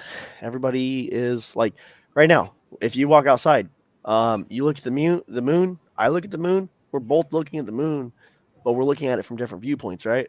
So we all have different viewpoints, but we're looking at the same thing. So we all have different viewpoints on certain situations. That's understandable. You're in Tennessee. I'm in California. The moon looks a little bit different for me than it does for you. It might not be out for you, but it's out for me because I'm on a different part of the world or different part of the country. Just like you're in a different area, I might view a certain situation or a certain political situation or something a little bit different than you might because it's a little bit different than where you live at than where I live at. My household's a little bit different than yours. My background's different. Your background's different. That's okay. We're all going to have different opinions on things. But the thing is you need to be kind to each other. That's why also I don't associate with a lot of people for that simple reason because I don't want the conflicting situations because I don't like conflicting situations. I want to get along with everybody. Like even in my chat, right? There's people in my chat sometimes that kind of butt heads. And I feel like I kind of those people are still watching too, right? I've had a couple people come in that completely disagree with each other, very strongly disagree with each other. But now these people are getting along. And I don't think it's because of me, but I feel like they learn like it's okay to have different viewpoints. It's okay to go through different situations. You're not the same. Everybody's unique, everybody's different, and everybody's special in their own way, right? So if you want the respect and the time of day from people, you need to give everyone else the respect and the time of day, regardless of the situation they're in. Obviously, there's certain situations where it's just like, no, F that person. Like there's certain crimes you do, and I won't even have it. But unless you're one of those people committing those type of crimes, that's different, you know. That's right. It's okay to agree to disagree. I agree with that, Wendy, wholeheartedly. And you know what, guys? I'm not doing this for viewership or whatever. I want to make that perfectly clear. I am very happy that I've run across Jacob and what he does with his platforms on Facebook, on YouTube, and that. And you know, it does make you bring awareness to other things like going on around you. I live in a small town and I don't see that kind of stuff. I live in a little rural town in Tennessee, Hollow Rock, population probably about 900 people. Oh, wow. We don't see that kind of stuff here. And you can watch it on the news, and of course, like he was saying earlier, the news paints a different story. They tell what they want to tell. But when you're live, you're live. You get the reaction, and you see it in real time without editing or without propaganda or none of that stuff. You get a true story of what's going on. And listen, guys, I know that you see a lot of people and they dramatize things and stuff like that. This guy right here is like me, and I'm not trying. He's real. Reaction. It's a real reaction. It's not rehearsed. It's not dramatized or played up. It's how he feels in that moment. Whether I feel like you're making fun of me because I watch back and I'm like, oh my gosh, I look so goofy. I sound goofy. No, dude, I watch some. of I'm like, holy crap, guys, the heat, it's hot. I'm like right across the street. It's so hot. I look back and I watch that. I'm like, oh no, oh my goodness, shut up, Jacob. Thank you, Kara. I appreciate that. I really do, honey. And a lot of people don't realize that with us. Me and Mary are probably really genuine about everything. You can go back and watch some of our videos and that for you new people that don't know. A lot of our videos are not edited. When they're 45 minutes long, that's because we shot for 45 minutes. And I'll add a little sticker or something in there or whatever. I don't cut nothing. When we buy storage units, if whatever we find in there, y'all see it. Because when we film it, that's what we do. I don't edit out. If we find drug paraphernalia, I show you the drug paraphernalia. If we find sex toys, I show you the sex toys. I don't edit that out because I want my stuff to be real. So I got a question. What is the craziest, most memorable thing you found? Not most valuable, but most memorable. Like, holy crap, I can't believe we found that, guys. Like, what have you found? I think the most memorable thing we found, and I'll wait for her to come back in here so you can hear her reaction because I'm not even going to tell her what I'm fixing to tell you. But yeah. So real fast, every time I turn my mic away, it's because I'm coughing. I got asthma, and with the change of weather, I've been coughing a little bit more. So no, that's okay. I understand. Trying not to be in your guys' ear. You find some really weird stuff in storage units. I'm to be honest with you, we've been doing this for over a year and a half now, filming it. Of course, I've bought storage units over the years and didn't film them, and but here recently, it's just amazing at some things that you find in there. We found dead bodies. What? Yeah. In a storage unit? Yes, cremated remains of human and animals. The amount of drug paraphernalia is unreal. The top three things that we find the most in a storage unit, and that is Christmas shit, drugs, drug paraphernalia, or drugs and drug paraphernalia in that one category, and that is the most common three things found in a storage unit. What do you do with the ashes? Like, let's say you find an urn, and it's somebody's grandma that passed away, and that grandma was forgotten about in that storage unit. What do you do with that? If the people are still alive or they have relatives, we leave them with a storage facility. They contact them and try to get back with try to give it back to the family. Hopefully when our situation gets a little better and we get a vehicle that's operating again. We've been without one for about 6 months now. And where we can start doing storage units and stuff like that. I would like to do like I'll give him a shout out. I don't, and that Jeremy Hales and that he restorages the love. He'll actually buy storage units and give them back to the family. I would like to. That's cool. That's really cool. I would like to do that. And people that know me, I'm not a big Jeremy Hales fan. It's not him personally. It's just some of the things that he does I don't agree with. but I do like that aspect of it.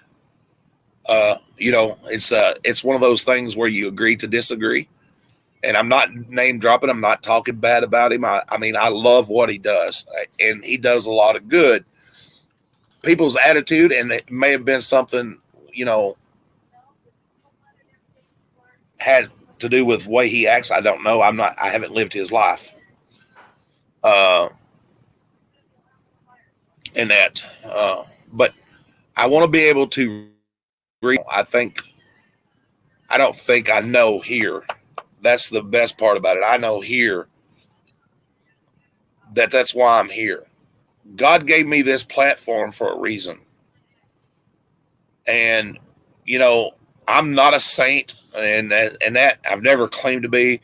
I have my faults, but everybody that has been here with us from day one to now that are regulars here knows that I've never bullshitted anybody, regardless of how bad it is, whether it come to shipping or something they bought from us or anything else. I'm straight up. And that, we try our best to give ourselves as real as possible. Some things you can't share with everybody, you can't, but we try to be as transparent as possible. And, I feel like that, like I said, I love to see the genuine in people. And that's why I have been in every time that you're going live and that I'm on your channel and I watch. I really enjoy it. I enjoy what you do. And you know what? Nothing for nothing, man. Thank you. Yeah. Thanks for being a viewer. We have a great little community here, and I say that they're not subscribers. The new people, you're not a subscriber anymore. Welcome to. We treat everybody like family. We try our best to make everybody feel like family. What I was going to tell you, she's on the phone with her daughter. I think the most shocking thing that we have found in a storage unit. We was going through, and me and Mary and our daughter, we was going through a unit that we bought in Jackson, Tennessee. And Jackson, Tennessee is a big city, of course. And we pulled down a trash bag, and Mary goes, "Oh, I'll go through that trash bag." And as she's going through this trash bag, her face just changes expression because whatever she grabbed. And I'm like, "What's the matter?" And she goes, "Ew." I'm like, "What?" And she pulls it out, and I kid you not, guys, for you new people, it was the biggest sex toy that I have ever seen in my life. It was as big as a baseball bat. It had a suction cup on it. And it was probably, I don't know, probably 28 to 30 inches long. But the entertainment we had with it afterwards, we stuck it to the dumpster. We stuck it on the hood of a guy's car. I mean, but it was just great. But it was just, in the moment, it was shocking because we don't see that kind of stuff. That's hilarious. I'm not used to that kind of shit, but it was great. Last night I was at a attempted burglary or whatever it was at a adult toy store. And I was all trying to zoom in on the toy store while I was watching the cops. It was funny because there was customers walking into the toy store, like a couple or whatever, a male and female, and they walk right past the cops, act like nothing's going on. They'd open the door, and you know what's in the back of a toy store. Obviously, that's where all the toys are, and you can see them through the glass, through the glass door, walk straight towards the back, and they disappeared. I'm like, oh, and then like 15 minutes later, they walked out with a white Hustler Hollywood bag. I was laughing. I was like, you guys just bought some toys on camera. That's funny. You know what? And I respect too. I've noticed that some of the viewers have asked you to film the Gentleman Club or whatever, and you don't. And I respect that. That's good. You know what? what if you caught somebody that, you know, and I'm not trying to justify the reason for people being in there. Of course, each their own. What if you caught somebody that was having a bad day, you know, and they went in there and they were a city official or somebody like that, you know, or something that's going to jeopardize their marriage even more? You know what I'm saying? Yeah. Granted, they shouldn't be there, but is it, you know what I mean? I mean, yeah, I'm just because I don't agree with what somebody's doing doesn't mean that I need to throw them under the bus and Exactly. get the ball rolling for them to ruin their life, right? Because it's not me Exactly. ruining their life if they do something and get caught, but I'm also not the person that's going to go out of my way to make somebody lose their job, lose their wife, not see their kids anymore, and the next thing you know, they go into a depression. Like, if that person wants to seek help, that person's going to seek help, right? Exactly. I'm not the kind of person that's going to go to a gentleman's club and like, oh my gosh, my viewer's husband's walking out the door right now. She's going to be out of the house tonight. No, I'm going to drive down V Street and then tell you guys how my wife's making me sleep on the couch because I talked to a working woman. I asked her if she was cold, and now I got to sleep on the couch, right? I try to keep it respectful, but have a sense of humor. And that's not my job. I'm not going to go record somebody. To me, if you're going to a gentleman's club, that's your private business, right? Right. And some of those ladies, you know, what if one of my viewers happens to not be a not so nice person, right? Because there are a lot of people out there on YouTube, a lot of the good and the bad people. I'm not saying my viewers are bad, but what if I happen to have one person that was a bad person watching my live, and they fell in love with, you know, one of the ladies who was walking out of the gentleman's club. She was just getting off work, and like, oh crap, Dad's Gone Live has recorded her 3 nights in a row walking out to her car at 1 a.m. Well, next thing you know, I'm gonna throw a random name out there. Okay, a lot of those gentlemen's club ladies have stage names. Next thing you know, it's on the news that Star was killed kidnapped and killed, and stuff happened to her, all because I sat outside of a gentleman's club and recorded her. That's a little bit different. These ladies that are standing on the corners on V Street over off Union, they refuse to get out of that lifestyle. They put themselves out there, right?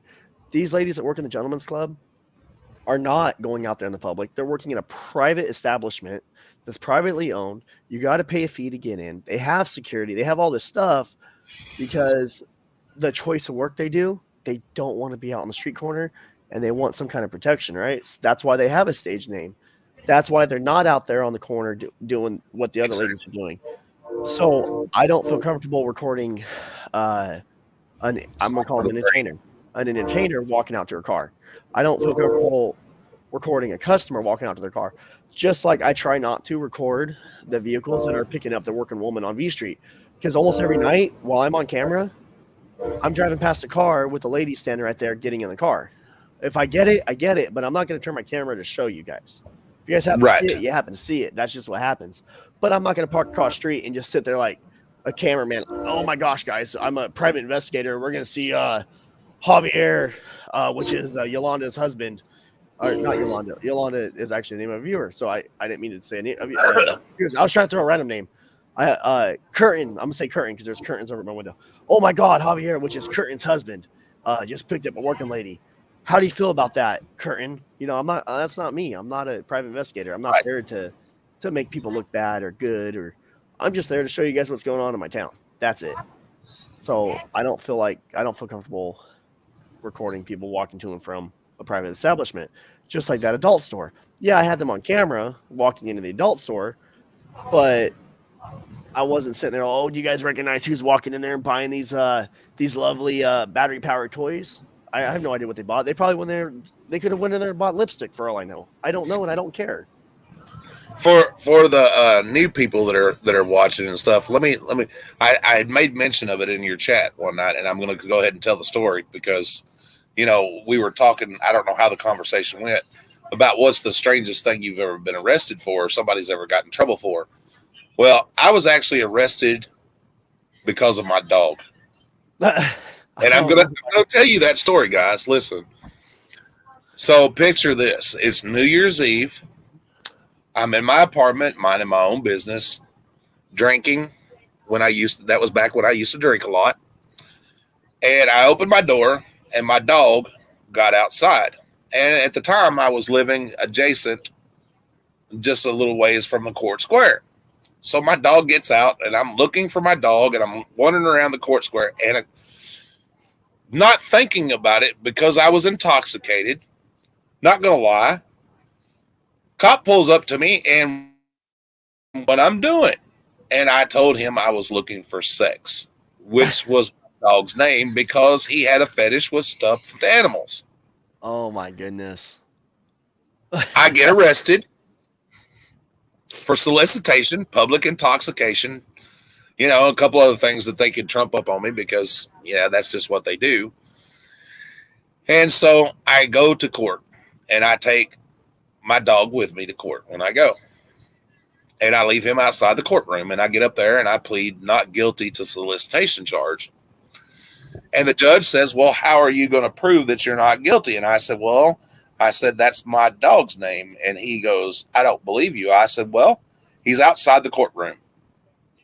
And they opened the court doors and set him down.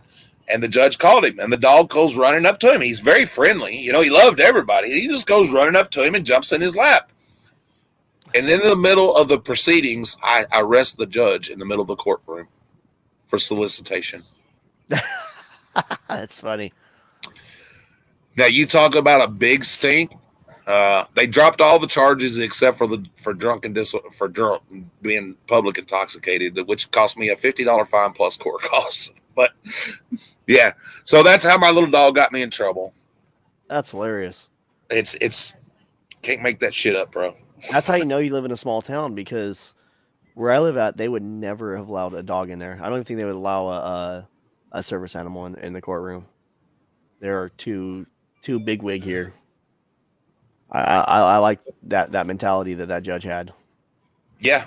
So, but that's how it got started, and that's why I got in trouble. And now we can laugh about it, Okay, that's funny shit. Now it's a great story, but at the time it was serious. I mean, because I really wasn't, never have. I don't never condemn anybody for what they do, but I just, yeah. So if there's anybody out here that has any questions they want to ask, we're going to open the panel up for just a few minutes. If you want to ask, I don't want to hold him up much longer. He's going to be live streaming tonight, guys. And instead of listening to me run my mouth anyway, I'd rather see the action and watch what he does and that. But if you have any questions you would like to ask, there's Ruger boy. Hi, Ruger. He's been hanging out right next to me this whole time. So look at this, guys. The star of my show. Boy. This is why I have viewers. I'm telling you right now, this is the only reason why I have people watching me. Oh, I love Mr. Ruger. Ruger, get up, boy. Stand up. He's trying to lay down. Ruger. He thinks he's a lap dog, guys. You think Ruger does the work? I'm sure he does. He does a lot of work. Yep, he does. He's the star of the show. I'm a nobody when it comes to my live stream. This is a somebody.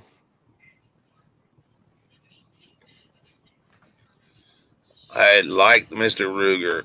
Oh, what's up, Trish? Look. That's who was driving around last night when I kept on stopping and talking. My cousin, she was also going to scanner calls. When I say I come from a family of siren chasers, she's one of my cousins that does it too. Well, thank you for coming in, Trish. I hope you subscribe to us.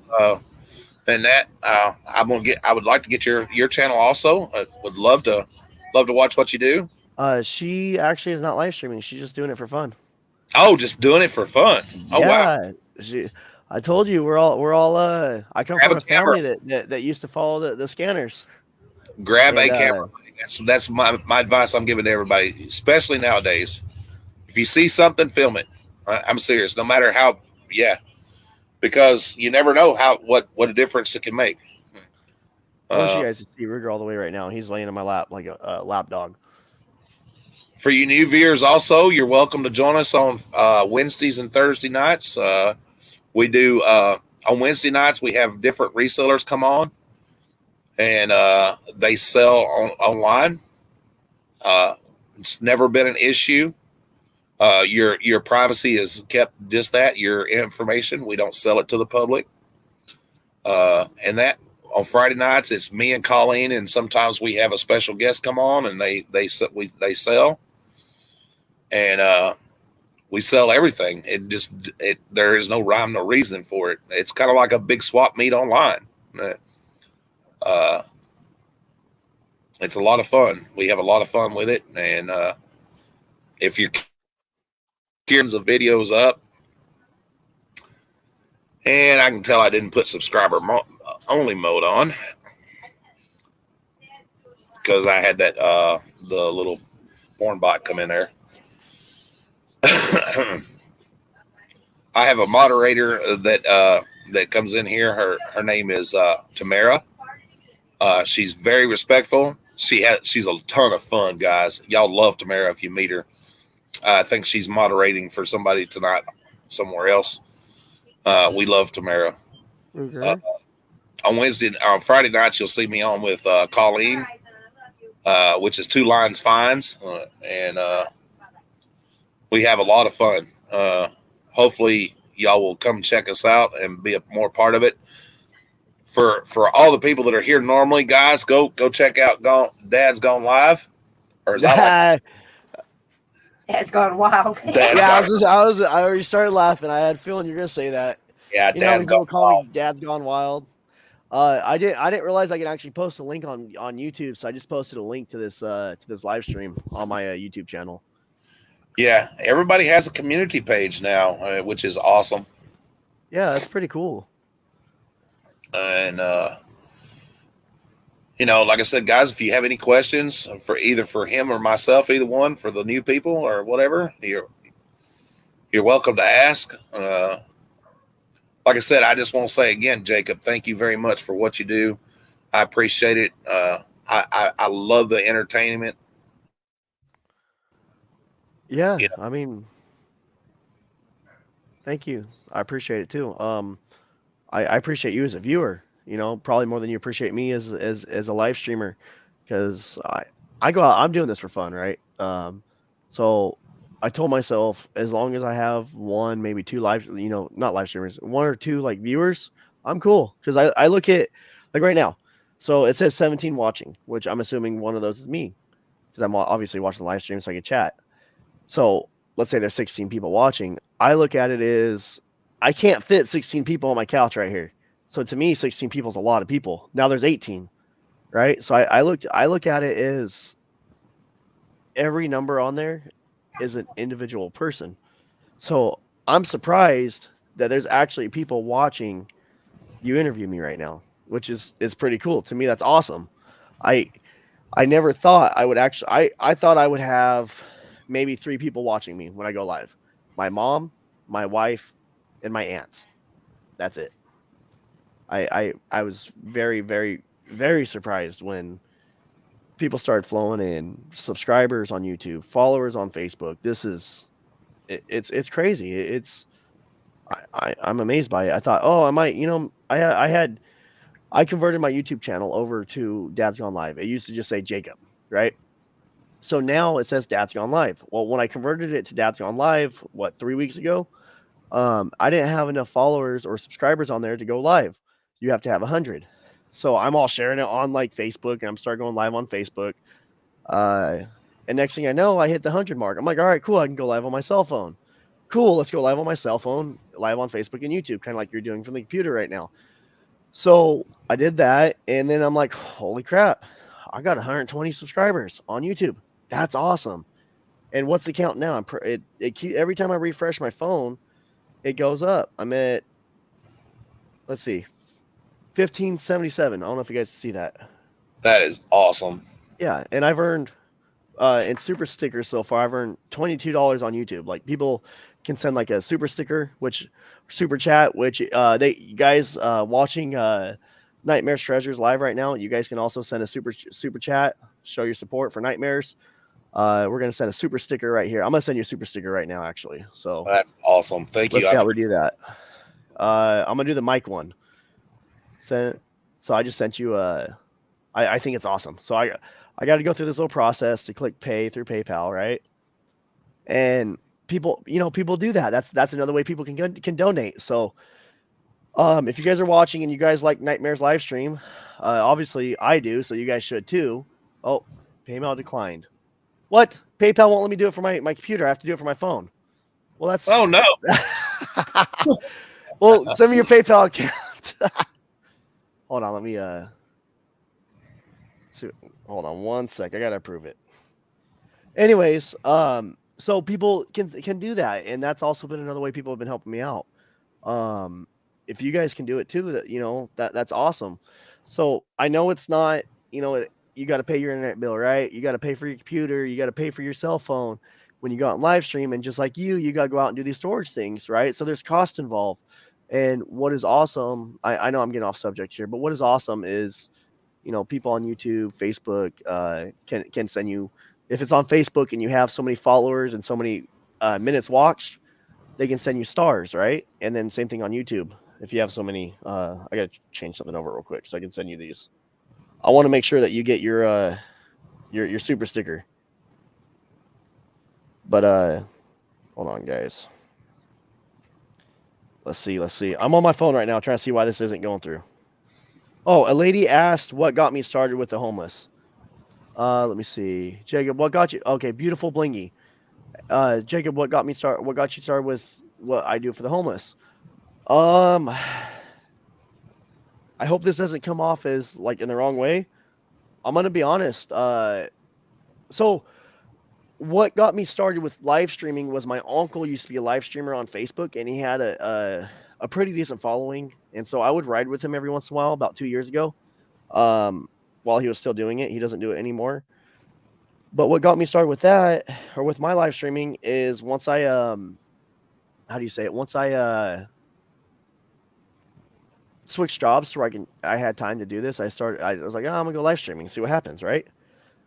So I started live streaming, and then I started thinking, well, I get bored. I some of these calls, like sometimes you go out all night and there's only 2 calls in like an 8-hour period that's interesting enough to go to, because all these other calls are traffic stops. I don't like going to an old person that passed away from a heart attack, because not a lot of people like their loved ones being brought out under a sheet on a gurney. I don't feel like that's respectful, right? So I get bored. I sit there in these parking lots and I get bored. I'm like, well, what do I do? I'm just sitting here. I'm talking to myself. I feel like I'm talking to myself right now, even though you guys are watching me. So, well, what can I do? Well, my uncle, I'm gonna be honest, I stole the idea from my uncle. My uncle would, when he got bored, he started handing out food too, just like I am.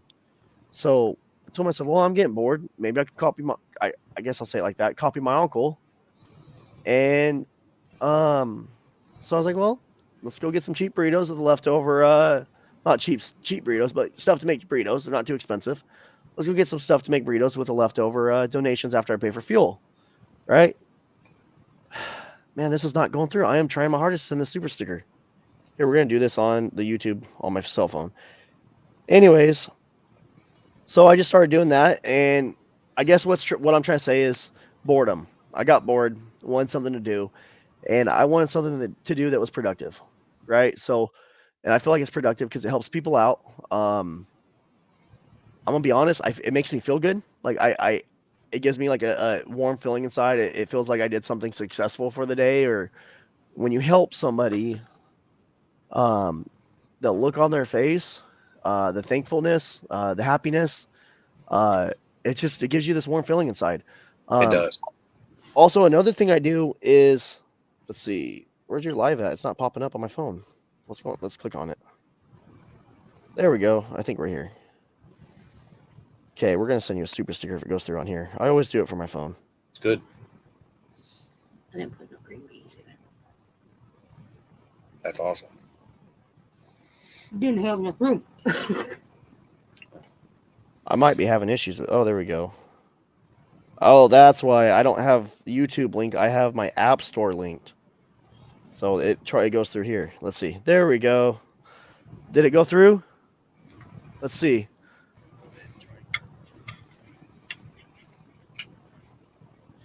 It's loading. You're all set. There we go. So I have to do it for my phone. I cannot do it for my computer. So there, that right there is a super sticker. You guys can do that to help him out, help anybody out if you're watching Very Kansas. much. Thank you. Appreciate that very, very much. Yeah, no problem. Also, guys, I don't know if Jacob, he's kind of new to the YouTube side and everything, doesn't know yet, but you can also set up a membership. You have a membership set up if you'd like to be a member of the channel. There's some people that are. Not saying it's required. There's two different memberships. What? There's one for $4.99 and there's a 99-cent one. And that you're more than welcome to join as a member. If you don't, that's great too. I'm not going to treat you any different. We will do a little something different for the ones that are members. You know, you get a little badge and some other things and like things like that. Just it really does help. It's just another way of supporting and that we appreciate all donations. And you know, it really does mean a lot to us. It's really heartfelt. I made that face because I did not know you could do that. I just learned that. I know you can do it on Facebook. You can do it on YouTube too. There's those super stickers. You can go all the way up to like $100, I think, with some of those. It's crazy. Oh wow. Yeah, it's crazy. Okay. Yeah, Steve, there's one of the little things that for being a member, you can say cheers. Yes, he does have Facebook. Matter of fact, apologies. That's what I was gonna say. Are you asking me or Treasures over here? Who are you asking about the Facebook? Me or Treasures? oh, by the way, my name is James. James. Okay. Sorry, James. I have your name in my messenger on Facebook. I haven't been real chatty in the messages only because I've been very busy. I've been bouncing work, the live streaming, trying to get. When I live stream on a work night, I only get 6 hours of sleep a night. So I get out, I go to work, come home. I get home probably about 5 o'clock. I hang out with my kids. My wife gets home probably about 6, and then we eat dinner, hang out, sit on the couch, watch TV, and then 7:30 when it's time to put the kids to lay down.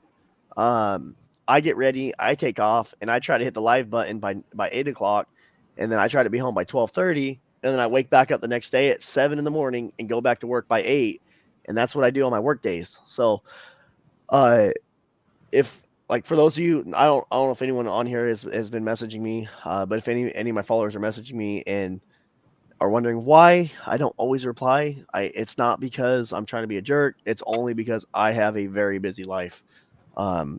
This is a very, very, I guess a very time-consuming hobby. Mm-hmm. It is. And if you guys are curious, I think Granny was asking about me, how you can find me. I just sent the Facebook link in the chat on YouTube.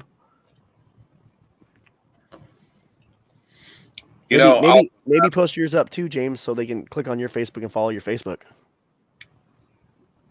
Also, guys, for those that are new to Jacob's channel there, and that his wife does ride with him sometimes, and Ruger gets angry when he has to ride the back.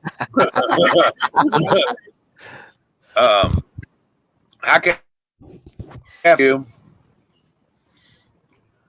I will say this. Me and my wife were sitting here the other night watching, and I'm going to tell you, brother, you're a very blessed man. You've got a very beautiful lady. Yes. Love the dog, love the truck, just love everything you do, man. I mean, that night, my wife will tell you that's what we do. We sit here and we watch, and it's entertaining for us. It's better than TV. Mm-hmm. I enjoy it. Not the whole social aspect of it. Thanks. Yes, Ruger is a star, definitely. Mm-hmm. Well, a little bit's a star on ours too. Yeah, a little bit, as he heard a while ago. He was asking about the most embarrassing thing. I was telling him about the big dildo that you found. What's up, Catherine? How's it going, eh? Yeah, and then I told him the story about the dog, how I got arrested because of the dog. Yeah. Y'all will have to go back if you missed that and watch it and that. So what I learned from that is don't name your dog Sex, and you'll see how I feel. Guys, I'm looking for Sex. Can you help me find Sex?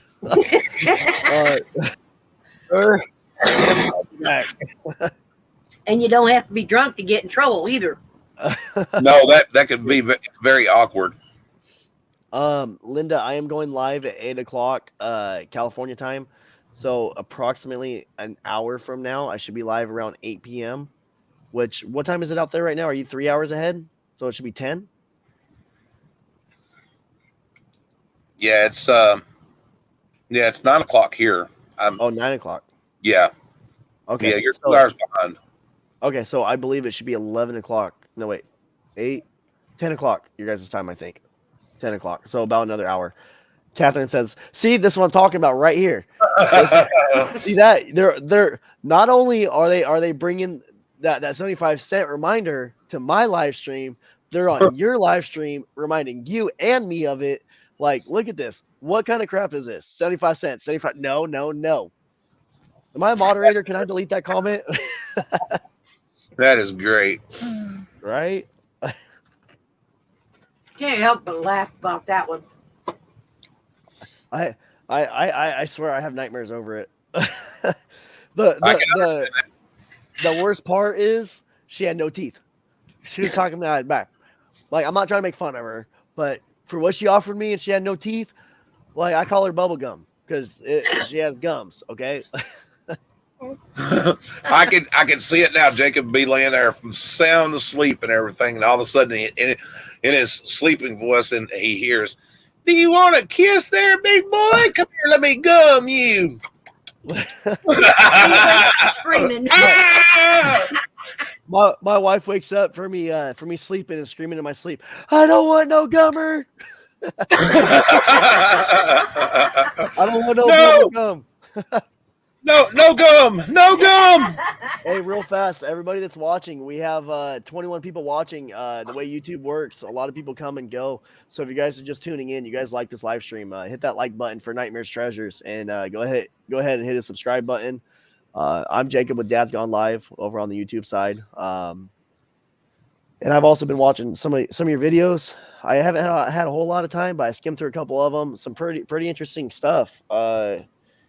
What if you don't mind me asking, I know this interview is you interviewing me, but what got you into the storage unit thing? What, because I'm gonna be honest, I've watched Storage Wars back in the past, when it first came out, and I mean, obviously that's dramatized, but Right. it is pretty interesting. I didn't know when you don't pay your storage bill, they actually auction them off. So how does that work? What got you into it? Of course, I love Storage Wars. I know it's dramatized, and a lot of the stuff you see on TV is not real. But me and my father have always been big into reselling and things like that. And I've done a lot of live auctions. We'd find auctions and stuff, and even Mary, we'd find auctions, and we'd take the stuff that we found and take it down to auction or go to a flea market or something like that. Well, it's hard to find merchandise, and I've always wanted to do like they do on Storage Wars, but not necessarily imitate them. But I wanted what we found to be real, so we decided to do this as a family. And me and my wife and the grandkids, we go in and we find stuff, and it's moments that we can go back and look on. But my father is 70 years old. He's comical. And he is a trip. And I think a lot of it, the reason that we still do it is because of that. The closeness that I have with my father, because I get to do that. And it's something that I'm never going to get to do again. When he's gone, he's gone. You know what I'm saying?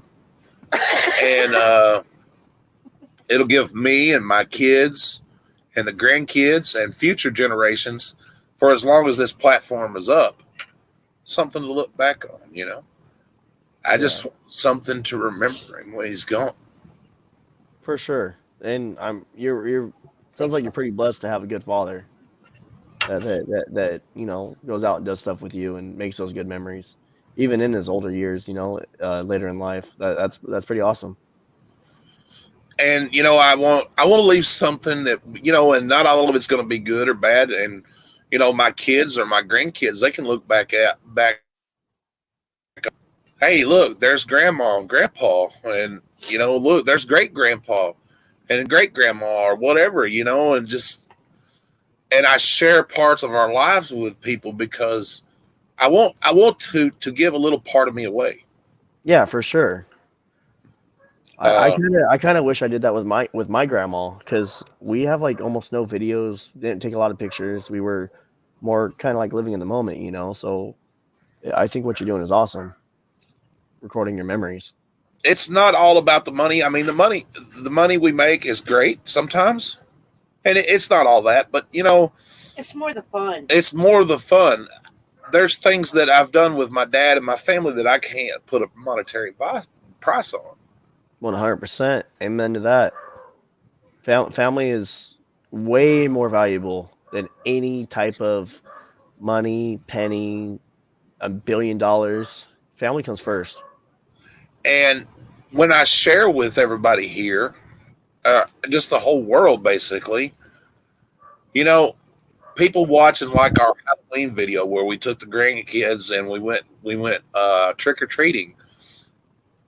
I know how it made me feel, and from the comments that I have gotten, I know how it made other people feel, because maybe they don't. They're sick and can't do that with their kids or grandkids, or their family is, God forbid, don't bring the kids around, and it gives them just that glimmer in the moment. You know what I'm saying? Yeah, and for sure. If you think about a video on YouTube, whether somebody's live or whatever, we're all living vicariously through somebody else.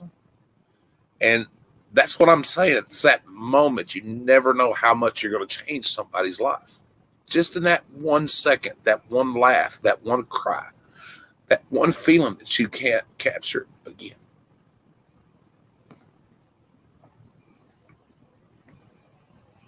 And if it makes somebody laugh, that is the best thing. Yeah. Because like you're talking about what you're doing is like kind of like you found something that you and your family like doing together, and you like recording it so you can capture those memories and look back on them in the future, and so can your family members. Well, I've never really been like a picture camera video taker kind of person. So like I had a friend of mine unfortunately passed away about 3-4 years ago now, maybe a little bit more. Before he passed away, a couple days before he passed away in a car accident. He left me a voicemail.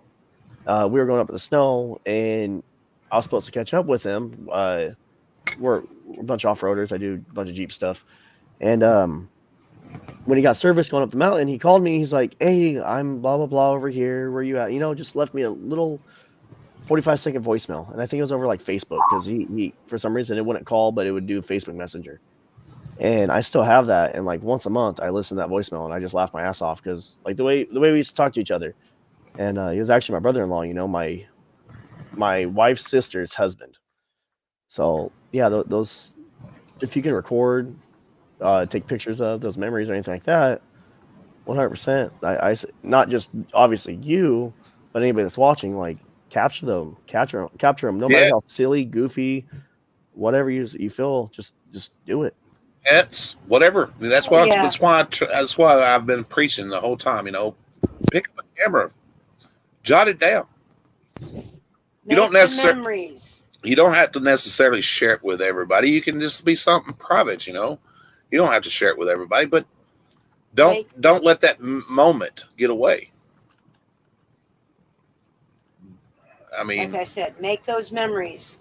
That way you'll have them. Well, honey, you gave me too much. I can't eat all this. I didn't give you that much. I can't eat all this. So full. Well, okay. Set it down there. So you're recording this right now. Shoot, one day she's gonna go back and listen to you say, "I can't record. I can't eat all this," and she's like, "Yeah, you could have." See right there. Now, if it would have been a few months ago, he'd have been able to eat that and then more. Hugh, I don't disagree with that You statement. stop it. I feel like that everybody has a right to be here, but there is ways to do it. If why are we not? And just I know this is on the borderline of being political. Why are we not taking care of our own?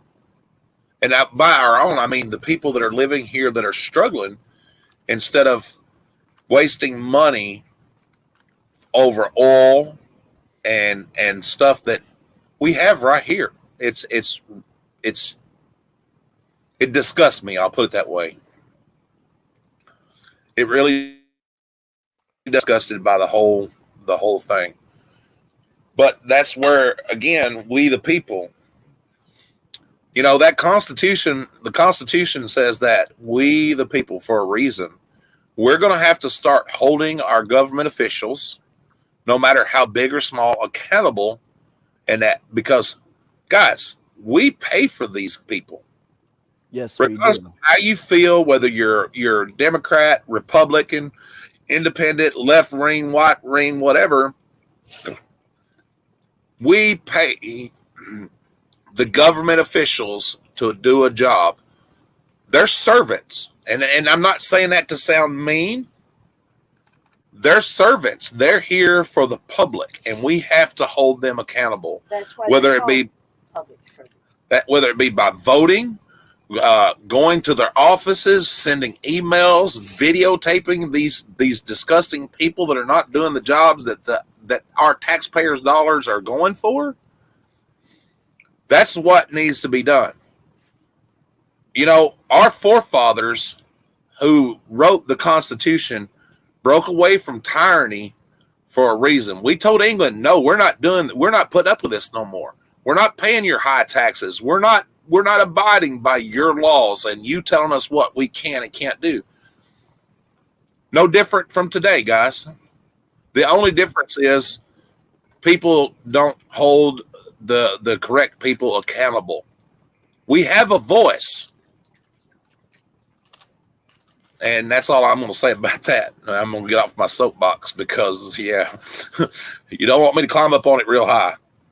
We need to use that voice. Yep. Amen to that. No, I totally changed the subject. I apologize. I checked my messenger. I had something pop up. Man, do you ever get like some really weird messages? Like, I'm not even going to read what it says, but just have some really weird stuff come through on your messenger. Like in your private chat.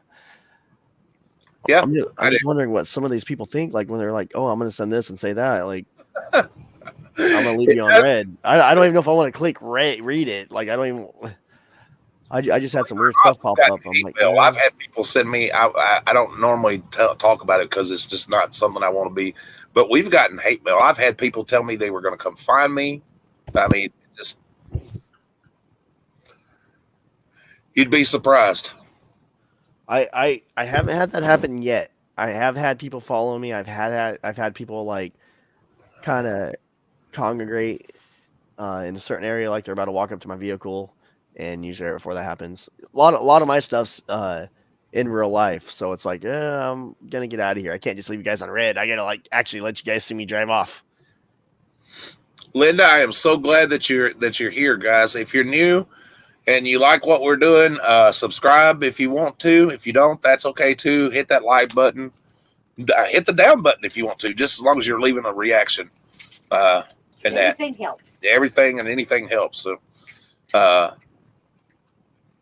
I've like I said, I've been really impressed with what this gentleman does, and Me too. that's why I wanted to come live with him. I wanted to do this interview so more people will find out about what he does.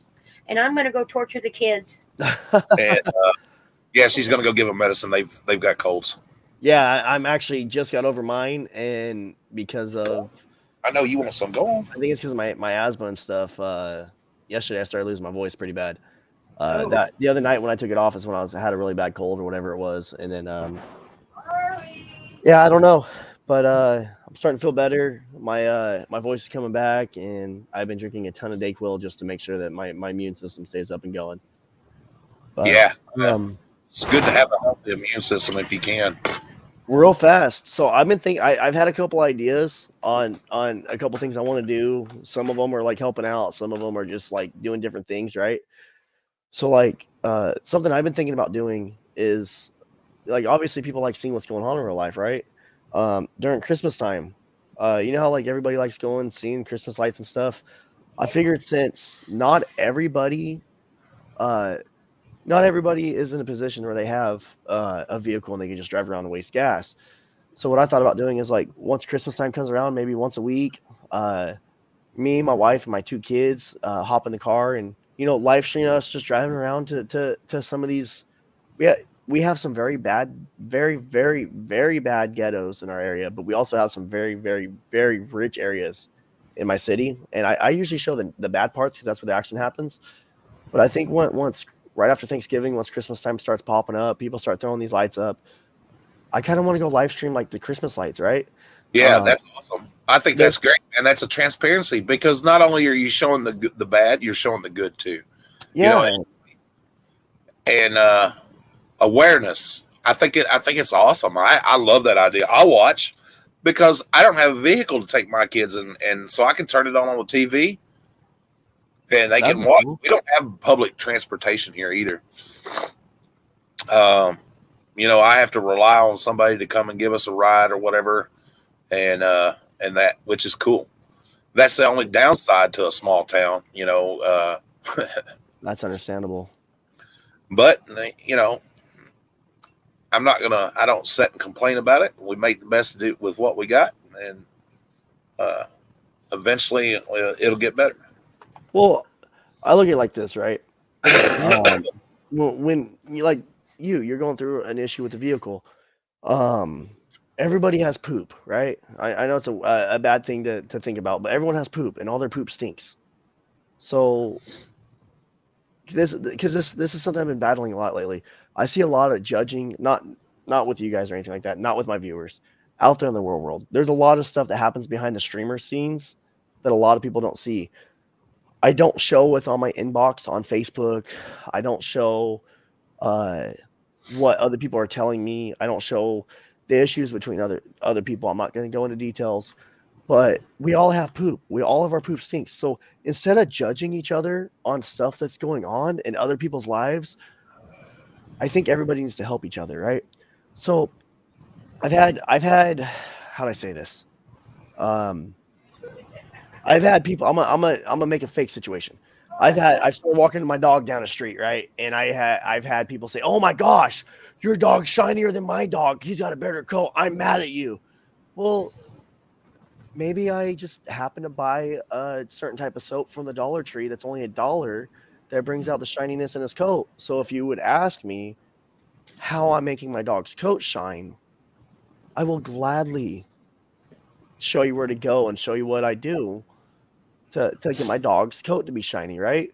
So what I'm good at is I think in this world today, instead of worrying about how somebody else is doing, good or bad, we need to start worrying about how can I help this person?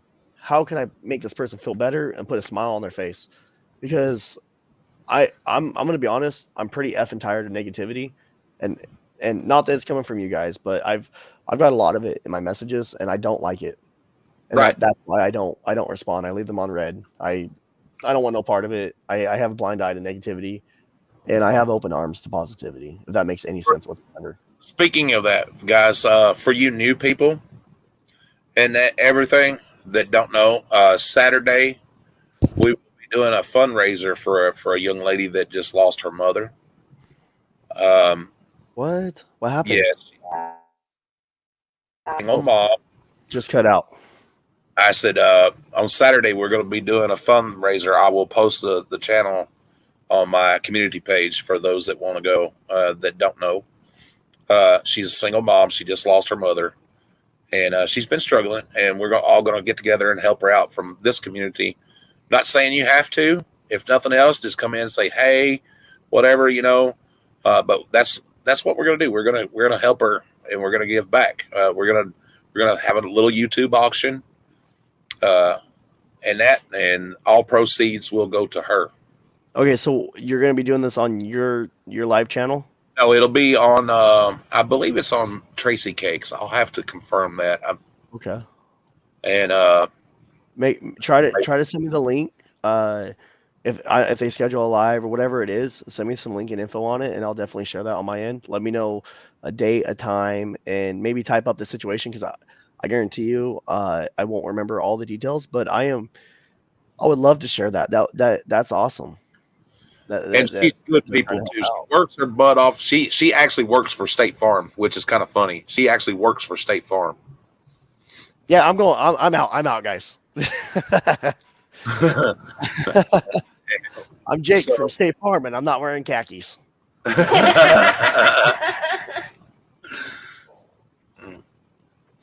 But anything we can do to help her, Danny is a awesome young lady. Yes, she is. Matter of fact, hold on, I'm fixing to share the link here in just a second for you guys if you want to bookmark it. And that, let me see. While you're doing that, I gotta go double check these burritos real quick. I got them in the oven getting heated up. I wanted to make sure I had the right one.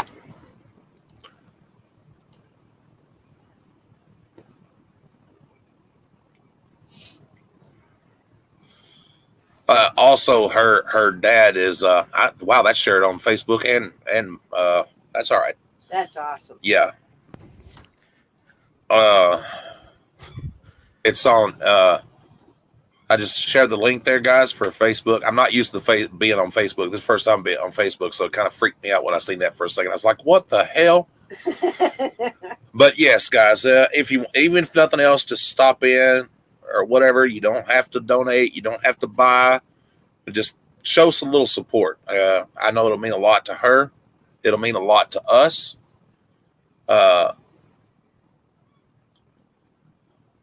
You just put your bid in the chat room. Catherine, go watch if you get a chance. Go watch some of my videos of our live auctions we do on Friday nights or Saturday, Friday or Wednesday. Excuse me. And you'd be surprised how many actually YouTube people do live auctions. There's one every night. Every night. Really? Sometimes, yes. There's one every night, and there's I don't know how many people doing live auctions on YouTube. It's great, guys. Is there? Let me ask you this: is there like a way you can message people on YouTube? I haven't even figured it out. Is there a messenger side of it? Like No. There's no messages on YouTube. As far as not unless you leave comments. Okay. That's it. Also, Miss Songbird, you just came in, which is Miss Carol. You just came in. She lives in California. Okay. I don't remember exactly what part. Jacob, the guy that's here, Miss Carol, he's in Bakersfield,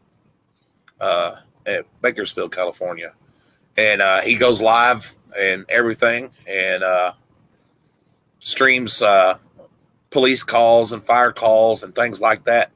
Really nice. It's really cool to get to see that kind of stuff because, like I said, we live in. Yes, there is. Ain't it great how you learn stuff like that? Go watch, guys. Just go watch some of my videos or our videos if you want to, and and you'll see when you get a chance. Just get an idea of how it works and that, and nobody will make fun of you or anything like that. No. So I have a couple questions for you. How long have you been doing your YouTube channel? How long have you had your YouTube channel up? A little over a year and a half. I've had a YouTube channel, but we never did anything with it, but we've been doing this for a little over a year and a half. Hasn't been that long since we just hit 1,000. And, it's really tough. It really is. It's tough to hit there. Mm-hmm.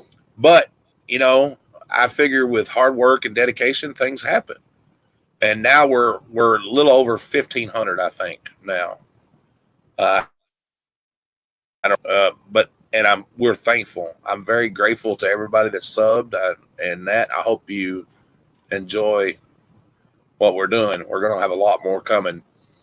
If we had a vehicle, I'm not even gonna lie, we'd probably be live streaming from somewhere doing exactly what you're doing. Oh yeah.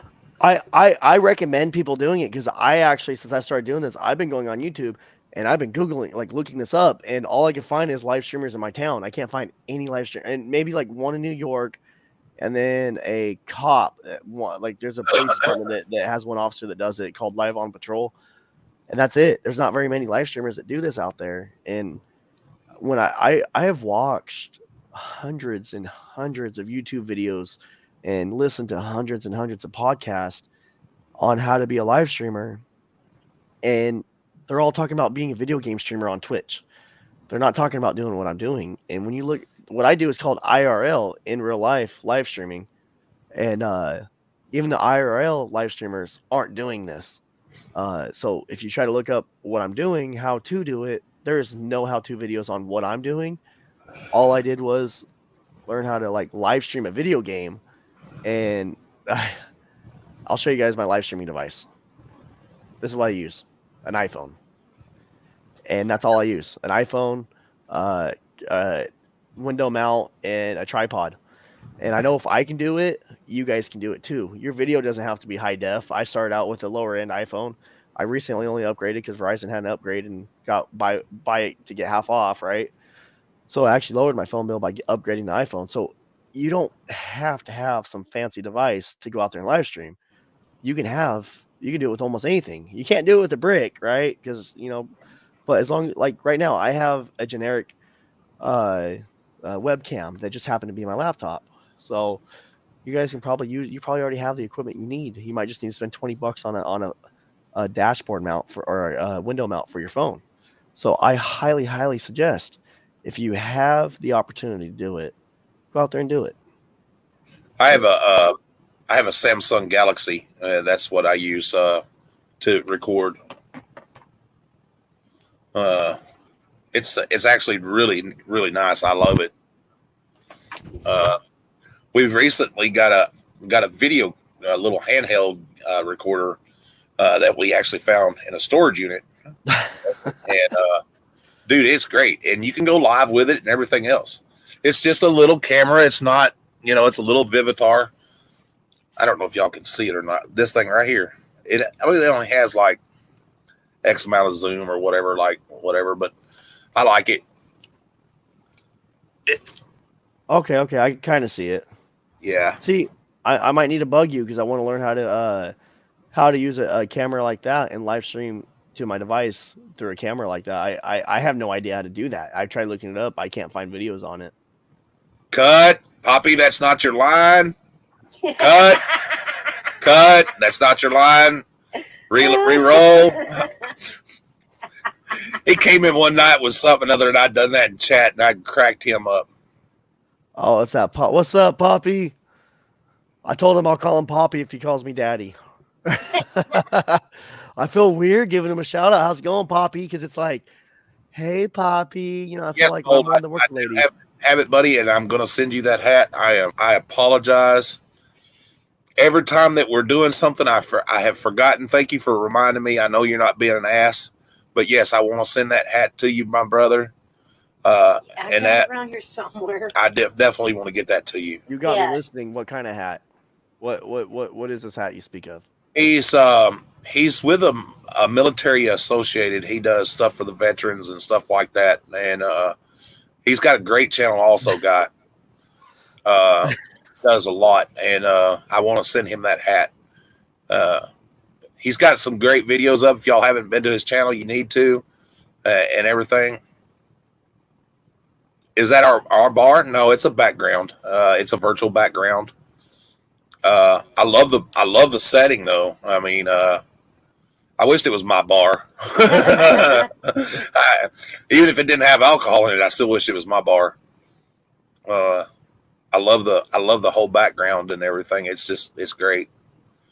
It's really cool, I think. Awesome. No, I read someone said How much for that clock in the back? I don't see the comment no more. How much for that comment in the back? Or how much for that clock on the wall? That's what I was laughing. I was like, I'm pretty sure that was like $10 at the store. But if you guys want it, $15 plus shipping. No, I'm just kidding. I appreciate that. Thank you. I have Instagram also, guys. If anybody wants to add me to Instagram, it is on our YouTube page. The link, we have a merchandise store. We have merch through Teesprings. And that also, if you don't like the price, a little better deal. Miss Colleen does sometimes do that. Get us some good deals on shirts and stuff. I wasn't kidding like the other night when I said I know a guy that knows a guy that knows a lady. That's true. And I just had Yeah. to think about that. I know a guy that knows a guy, and that guy knows a lady, and that lady can make shirts for the guy that knows a guy for me, right? right, exactly. That is I just watched awesome. myself do all the Bold. blinkings. So, what was I say? Oh, how does Teespring work? Like, I've got people asking me if I can get T-shirts made, like a cartoon picture of Ruger on the back, and then Basically, under what you do with them is you go in there and you just set it up an account and you give them your YouTube link, and you make your own merch. They take a percentage, and you don't even have to touch it. They mail it directly to your customers, and that's it. Okay. How much do they charge for T-shirts usually? It depends. It depends on what the Let's size, say, color. let's say I just have a cartoon picture. Says it's black T-shirt, just a T-shirt like an extra large. It says Dad's Gone Live on the back, and then Dad's Gone Live right here where the pocket would be at. What do they charge for just a normal T-shirt with I not think- too much writing? You can set different prices. That's why I'm saying I don't know. I think I think ours. I haven't been to my store in a while. Colleen handles most of that stuff for us, and Okay. she's been a big supporter of our channel. I love her to death. She's my sister, even though we've never met face to face. She's my sister. Her and her husband are beautiful people. They are. I know that sounds ignorant of me, guys, that I don't even know what it costs, but when that's what I'm not very good with stuff like that. And she's a whiz at it. Yeah, she does very good. I love Colleen. Amen. That. I think Colleen's one hell of a lady. I think one of our shirts is like $15 or something like that. It's not very much, but and we don't make a lot off of them. I think we make $1 or something or another. I just wanted people, if they wanted to have a shirt or a hat or a coffee mug or something, it's not all about money. It's just if we've got somebody hats, wanted it. We've got shirts, Hoodies, and coffee mugs, stickers. stickers.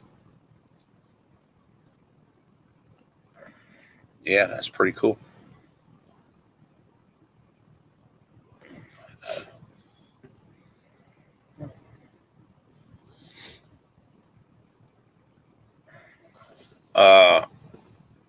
Ouch. Where our sticker is put up somewhere. I've got it around here somewhere. You would ask me about that. So they do. Hold on one sec. I'm sorry.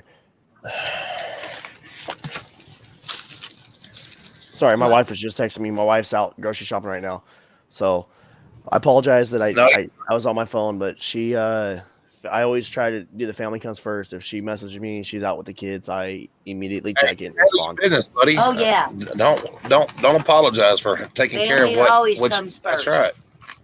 So what do I got to do to get me a sticker? How would I go about getting me a sticker? Is there a link I can order one or?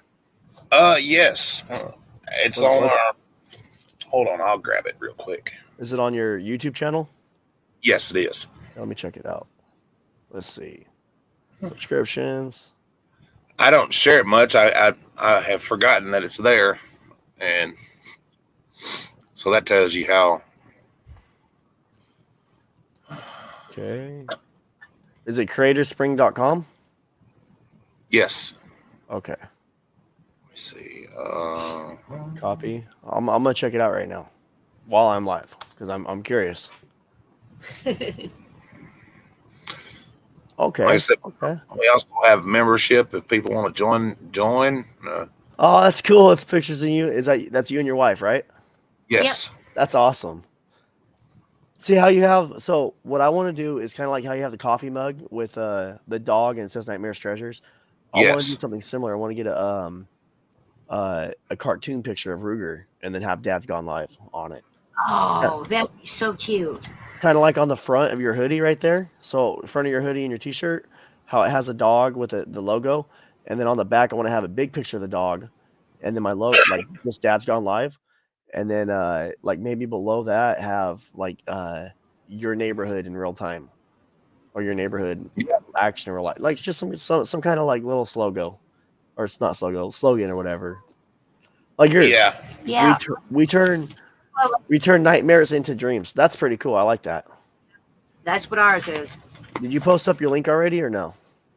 Yeah, I just posted it in there for Okay. people that if they want to go buy a shirt or a hoodie or a sticker or whatever, or just What's you up, could- Ashley? my Cash App. I'll give you my Cash App or PayPal, whichever one you want to do. If you want to donate, if you don't, that's great too. We don't set up here for donations. If you just want to become a member, hey, great. Super stickers, cool. Hit the thumbs up, shoot me a middle finger, cool. You're interacting. Hey. He's like, guys, I really like this live stream. I'll be like, bam, get you some of that. That's a California howdy. Yep. Well, so what you got to do is when you get a troll, you got to especially when the comments are active, you got to be like, hey guys. So like, let's say my troll is, I'm not gonna, Poppy's not the troll, right? But let's say Poppy was trolling me. I'm like, hey Poppy, what's the shape of Idaho, Poppy? And then no, hey everybody in the comments right now, let's see what the shape of Idaho is, and then everybody will start saying boot, boot, boot, boot, and then I'll boot them. I don't know why I do that. I just think it's funny.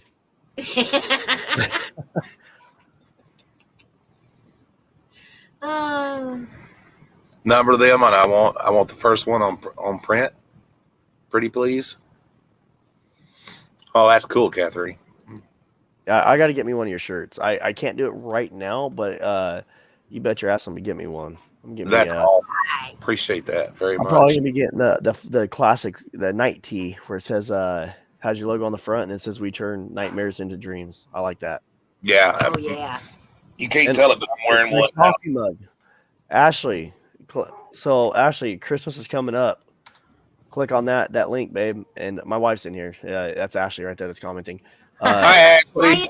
Hi, Ashley. Now you know what to get him for Christmas, huh? Yeah. I want that night mug too. The night mug too. And then the night tea. I like that. I'm a coffee person, right? That's why you guys see me stop and get Dutch Bros. I like coffee. Let me tell you something. If you love coffee, bro, listen. Stop the presses. You've really got to listen. Yes. The Tracy cakes, the one I was telling you about, and that I may have to kill my virtual background so you can see. Let me tell you something. Oh, thank you so much. I appreciate that. Oh my God, thank you. What? Wow, guys. Holy crap, that's awesome. Thank you so much. Wow, $50. Oh wow. Wow. Wow. Thank you so much. Thank you. Oh, That's awesome. golly, thank you. Oh.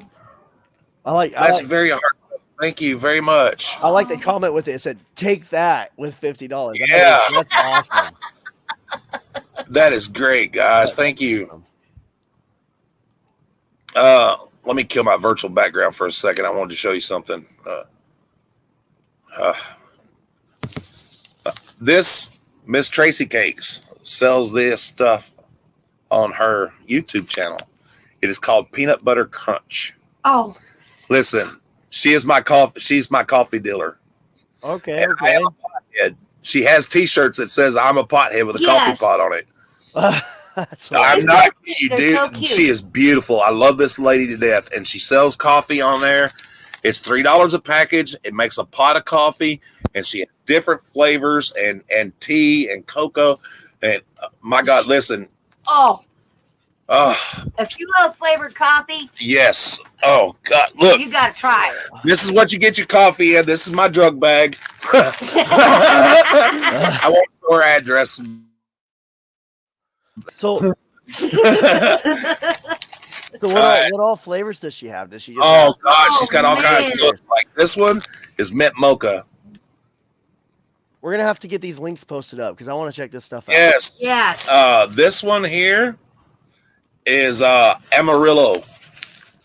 Mocha mint. I guarantee you, my wife that's watching this, you're probably like you're not doing me a favor by showing me this coffee stuff because my wife's also watching this and she's gonna be ordering this stuff and she's This gonna be one- spending her money. This one is a Wisconsin blend. She has all kinds of great flavors. And she has seasonal coffees too. Yes. Peppermint. For Christmas, the peppermint. Oh. Oh yeah, that was good. So what about them California girls gonna be asking about? You got some pumpkin spice? Hopefully the answer is no. That peanut butter crunch is great. I'm going to say this is probably going to sound terrible, but it's like an orgasm in your mouth. Oh, I don't want it. I don't want it. Oh, so yeah, but we love coffee and we love Miss Tracy cakes, and that she's a beautiful lady. Matter of fact, I'm gonna go get her link right now. Oh, yeah. I can't help it. I want everybody to. She, like I said, she has she's got T-shirts and stuff, guys. Let me tell her that we sent you over there. Leave her a comment on her channel that tell her Nightmare sent you over there. Okay. And- Man, that is still weird seeing that shit pop up in Facebook at the same time while I'm doing this. It freaks me out every time because I've not streamed on Facebook Live too. Okay. Let's see. What is? I'm looking for a video or something to comment on. So we're gonna comment on a short. I'm gonna hit the like button. Yes, she also makes cupcakes. Oh, yeah. Oh, that's why her name is Tracy Cakes. She makes cakes and cupcakes and all kinds of stuff. And yeah, we've got a great little community here, guys. We really do. We've got a Yes. great great family here. Hopefully more of you will come and hang out. And that, we have a great time. So I'm commenting. Nightmares sent me. Just subbed. I'll be ordering some coffee from you soon. There you go. Yeah. Yeah, and if you don't catch her live on a live or whatever, guys, you can always, I think her email is linked in there. You can always send her a message or leave a comment and she'll get back with you. And that, it's a beautiful lady. We love her to death. Miss Tracy Yes. is really a nice lady. That's Yeah, awesome. she doesn't bake much anymore. She has, interfering with a lot of that. And, thank you, Mr. Wilson. I appreciate it. Hi, John. Man, I just can't get over that $50 sticker, dude. I Oh, know. wow. That is so Yeah, awesome. I've never had a $50 sticker. That's amazing. That is awesome. That Wow. I don't even know what to say We're about used that. to like $3, $4, maybe $5 at the most. You should have seen my face when I got my first sticker. It was $1.99, and Yeah. now you are getting a $50 sticker. That is awesome. That is that is badass. yeah. That is great. I don't even know. Thank you, guys. I don't even know what else to say. Thank you for the person that joined and that become a member. I've donated $5,000 this year. I have a good job driving to. Well, you know what, buddy? You be safe, and I'll keep you in Yes. my prayers. I really do appreciate that. Thank you Yes. so much. That is beautiful. That's awesome. Dude, I love boats. I love tugboats. I love big ships. I love Wow. old cars. So while we're in here talking and stuff, I do have to. I'm not gonna get off yet, but I do have to go live here in a little bit. So I'm gonna start setting up the live stream. So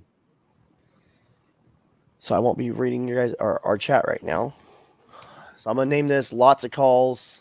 Beggars for California Potential for Strong Language. Viewers Registration Files number 5.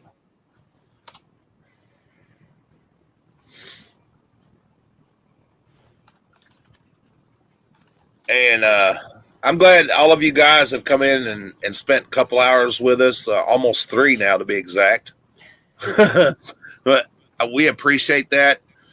If you like our channel content and that, we have a little membership if you want to join. You don't have to if you don't want to. Anything is really heartfelt. We're not begging for money. I wanted to say thank you guys for just being here. That means a lot. I don't even know what else to say. It's very seldom that I'm speechless, and right at the moment, I'm speechless, so to speak. Amen. Amen to Yeah.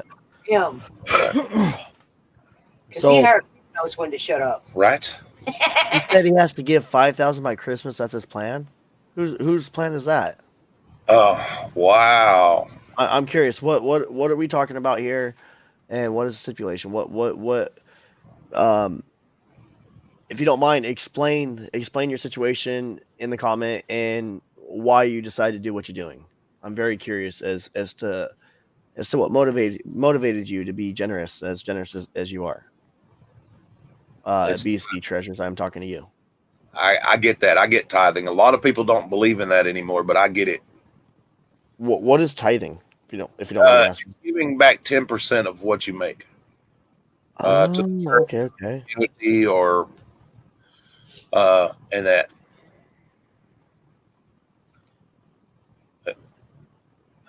I need to get back to selling paparazzi jewelry again. Yes. Paparazzi is some good stuff. The paparazzi jewelry is actually really has gotten really good. A lot of people, it's like, oh, yeah, it's really good stuff. Okay. So I'm going to use that. Sorry, I'm uploading my thumbnail for my live. I'm scheduling my live right now. I'm You're going to good. go live about 8:30, I guess. I guess I'll do live till at 8:30, which is another 45 minutes. That way we get a little bit more time here. Listen, guys, I'm not going to lie about it. I could sit here and do this all night long. I just love the Same here. communication part. And,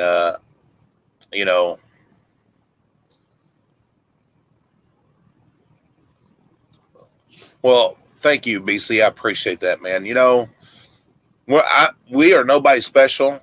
I see a lot of good people, and I want to bring, I think more than anything, we want to bring at least a smile to somebody's face, share a moment with somebody, whether it's good, bad, whatever. Anytime that we've done anything to help somebody, we've not asked for anything in return. I don't feel like I try not to come on here and talk about my problems or anything, and then sometimes that's bad because it gets us in trouble because people don't know what's going on and that. But,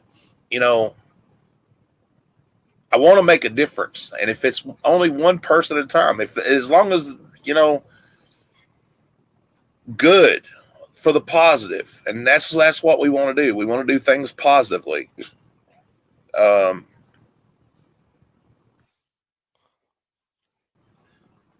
We're not here trying to make $1,000 or anything like that or nothing. We're not here for the money. I've listen, guys. When I say this, it is no shit. I've wined and dined with kings and queens, and I've eaten back alleys with pork and beans. I have been to the lowest of lows and the highest of highs, and having a lot of money doesn't always make you a better person. I've been with people that didn't have nothing that were more generous than people that have millions of dollars. and they're not fake. They're real. And that's the way I try to be. And that nothing for nothing. At the end of the day, I want people to remember me for doing something positive for others and not necessarily myself. Amen. Amen to that. We have, how do I say this? This world has plenty of evil in it. What we need is more good hearts out there, and the Exactly. more positivity we can spread, the better. Whether it's I don't even know examples, right? But whether it's you doing your thing, me doing mine, me showing video footage of Ruger eating a pup cup because that makes people happy, right? Maybe somebody Right. had something happen to their dog. I've had 2 dogs in my lifetime pass away on me in my adult years, and maybe somebody watched my dog eat a cup full of whipped cream and treats, put the smile on their face. I don't know, but if you can make someone smile, make someone happy, and bring some positivity, then Yep. you're being successful in life. Because to me, being successful isn't earning $1 million. Being successful is bringing positivity around. Yes, you got to be able to provide for yourself, your family, your kids, but it's being successful is being a good person in life. You don't need $1 million. One of my friends, I have a friend that owns a out here at the time when we valued his property, because him and I were kind of curious what his property was valued at. I have a friend of mine, mind you, I don't have a lot of money. I'm actually kind of poor myself, but one of my friends owns 6,000 acres of farmland, and he at the time at $50,000 an acre, which is what it was going for 2 years ago when we were just doing the math on it. He was worth over $300 million. And he paid at the time minimum wage was I think $11 an hour or whatever.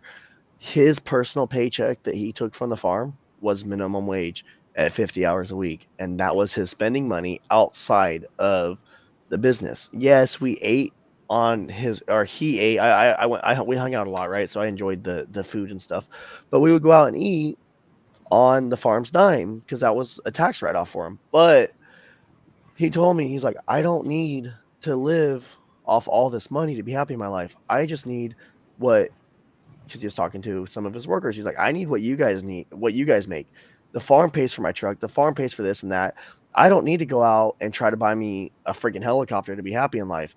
This guy walking down the street, if you saw him walking in a Walmart, I'm dressed up nicer than he will ever dress. He wears a ripped up button up shirt, ripped up like a farm shirt, ripped up shirt, Reminds pants me with of holes in it, work boots that are worn through the soles, and he won't get a new pair until he can't put them on no more. So that right there, I mean, we all have our flaws, but that right there is how I think everybody needs to be in life. You can be worth $500 million if you want to be, but that don't mean shit if you're not a good person. You don't need all that money to live. Some of the richest people out there live off the lowest income there is because they don't care about what the money can buy them. They care about their business thriving and growing because they want, like another friend of mine, owns a large oil field company, right? I actually used to work for him for a while. When shit hits the fan, what he does is he makes sacrifices within the company, gets rid of certain equipment and stuff like that. So, because he tells me all the time, I have 30 employees.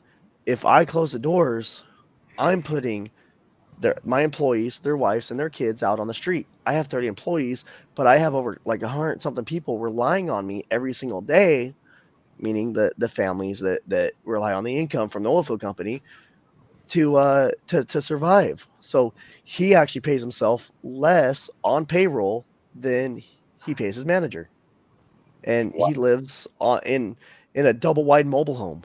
He lives on 5 acres in the mountains, That's but he totally lives in a double wide mobile home and owns a multi-million-dollar oil field company. that So, would totally be us. That I'm not even kidding you. That would totally be us. amen. BC, not to cut you short, brother. No, it's all BC, good. you know what? Listen, I've been watching your comments and stuff, man. God bless you, brother. Just God bless you. That he has 2 special needs children, and we have a special needs child, and it's a full-time job. and God bless you, brother. Thank you for the donation and that. Man, that's just. And look here, Jay. Look, she I'm also a- this stuff. Oh yeah, them are good. Dark What? chocolate espresso beans.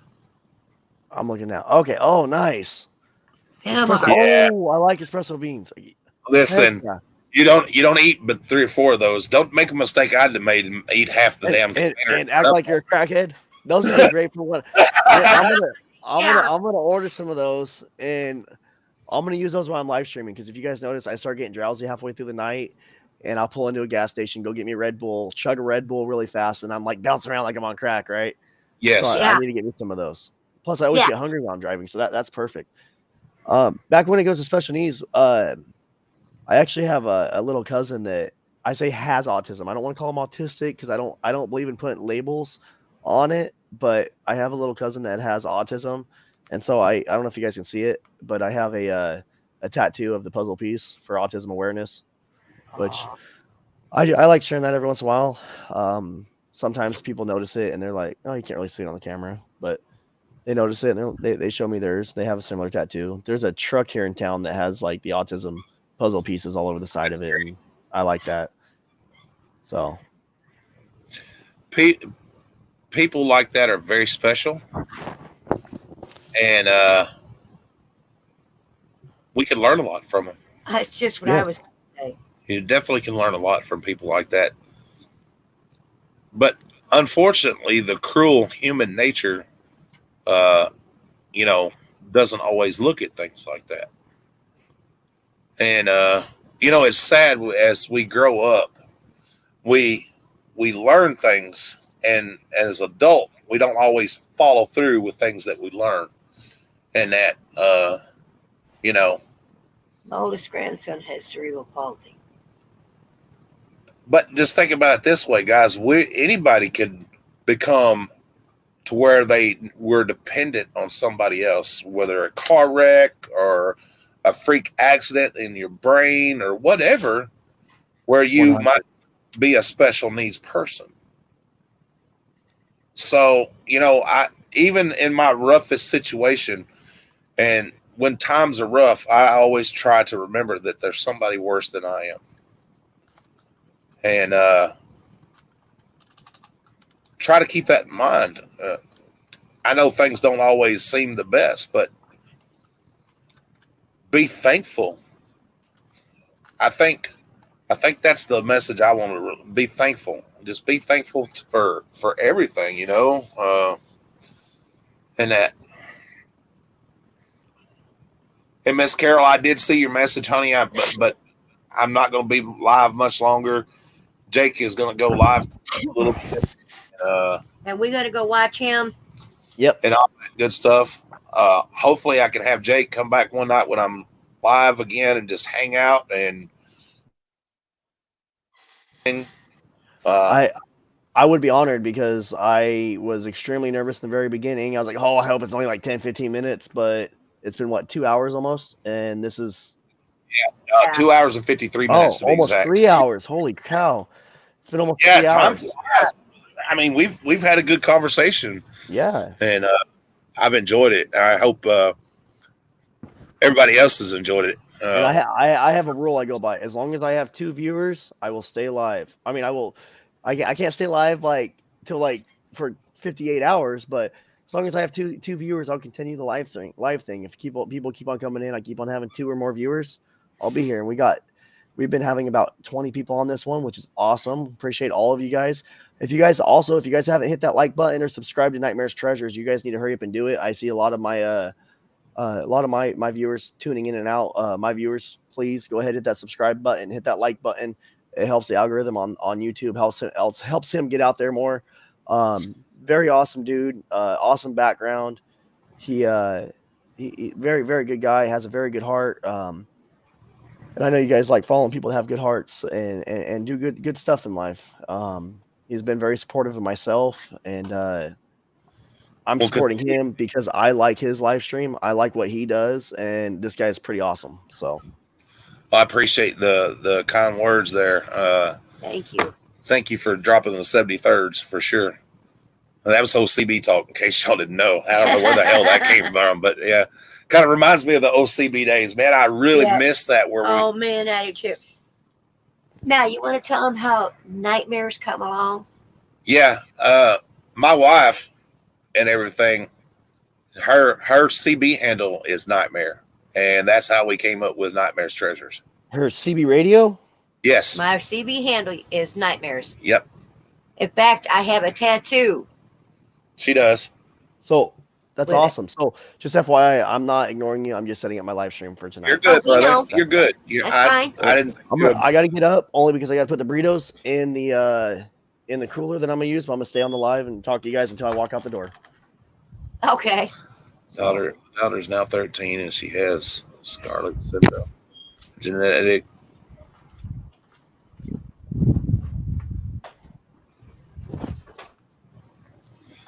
My other son, 3, has Crohn's disease. Oh. Oh man, bless your heart. I know a couple of children that have that PKU disease, which is a deficiency where they don't process nutrition like everybody else does, Yep. and they have to be on special diets and stuff. And it's crazy how things like that can affect us. You just never know. You know what I mean? And that, like I said, I've not been a saint. I've missed things that I shouldn't have missed. And, you know, I don't know, man. I think I just want to try to make things a little better. Sometimes it's hard for me to communicate with my children. And I don't know if they're watching or not, even if they're not, if they go back and watch this. It's hard sometimes to communicate with them because I don't know what to say, because I feel like sometimes I've failed. And, you know, they didn't ask for their dad to be an alcoholic or a drug addict. And I failed them in that aspect when they needed me the most. Well, all you can do is better yourself and your relationship from here on out in the future. I don't know how long ago it was that you're battling those issues, but I would just say, as long from here on out, show them that, hey, I've changed my ways, you know, and they will come around. You know Yep. what I'm saying? If that makes sense. I've been clean for a while, and thank God for that. Yep.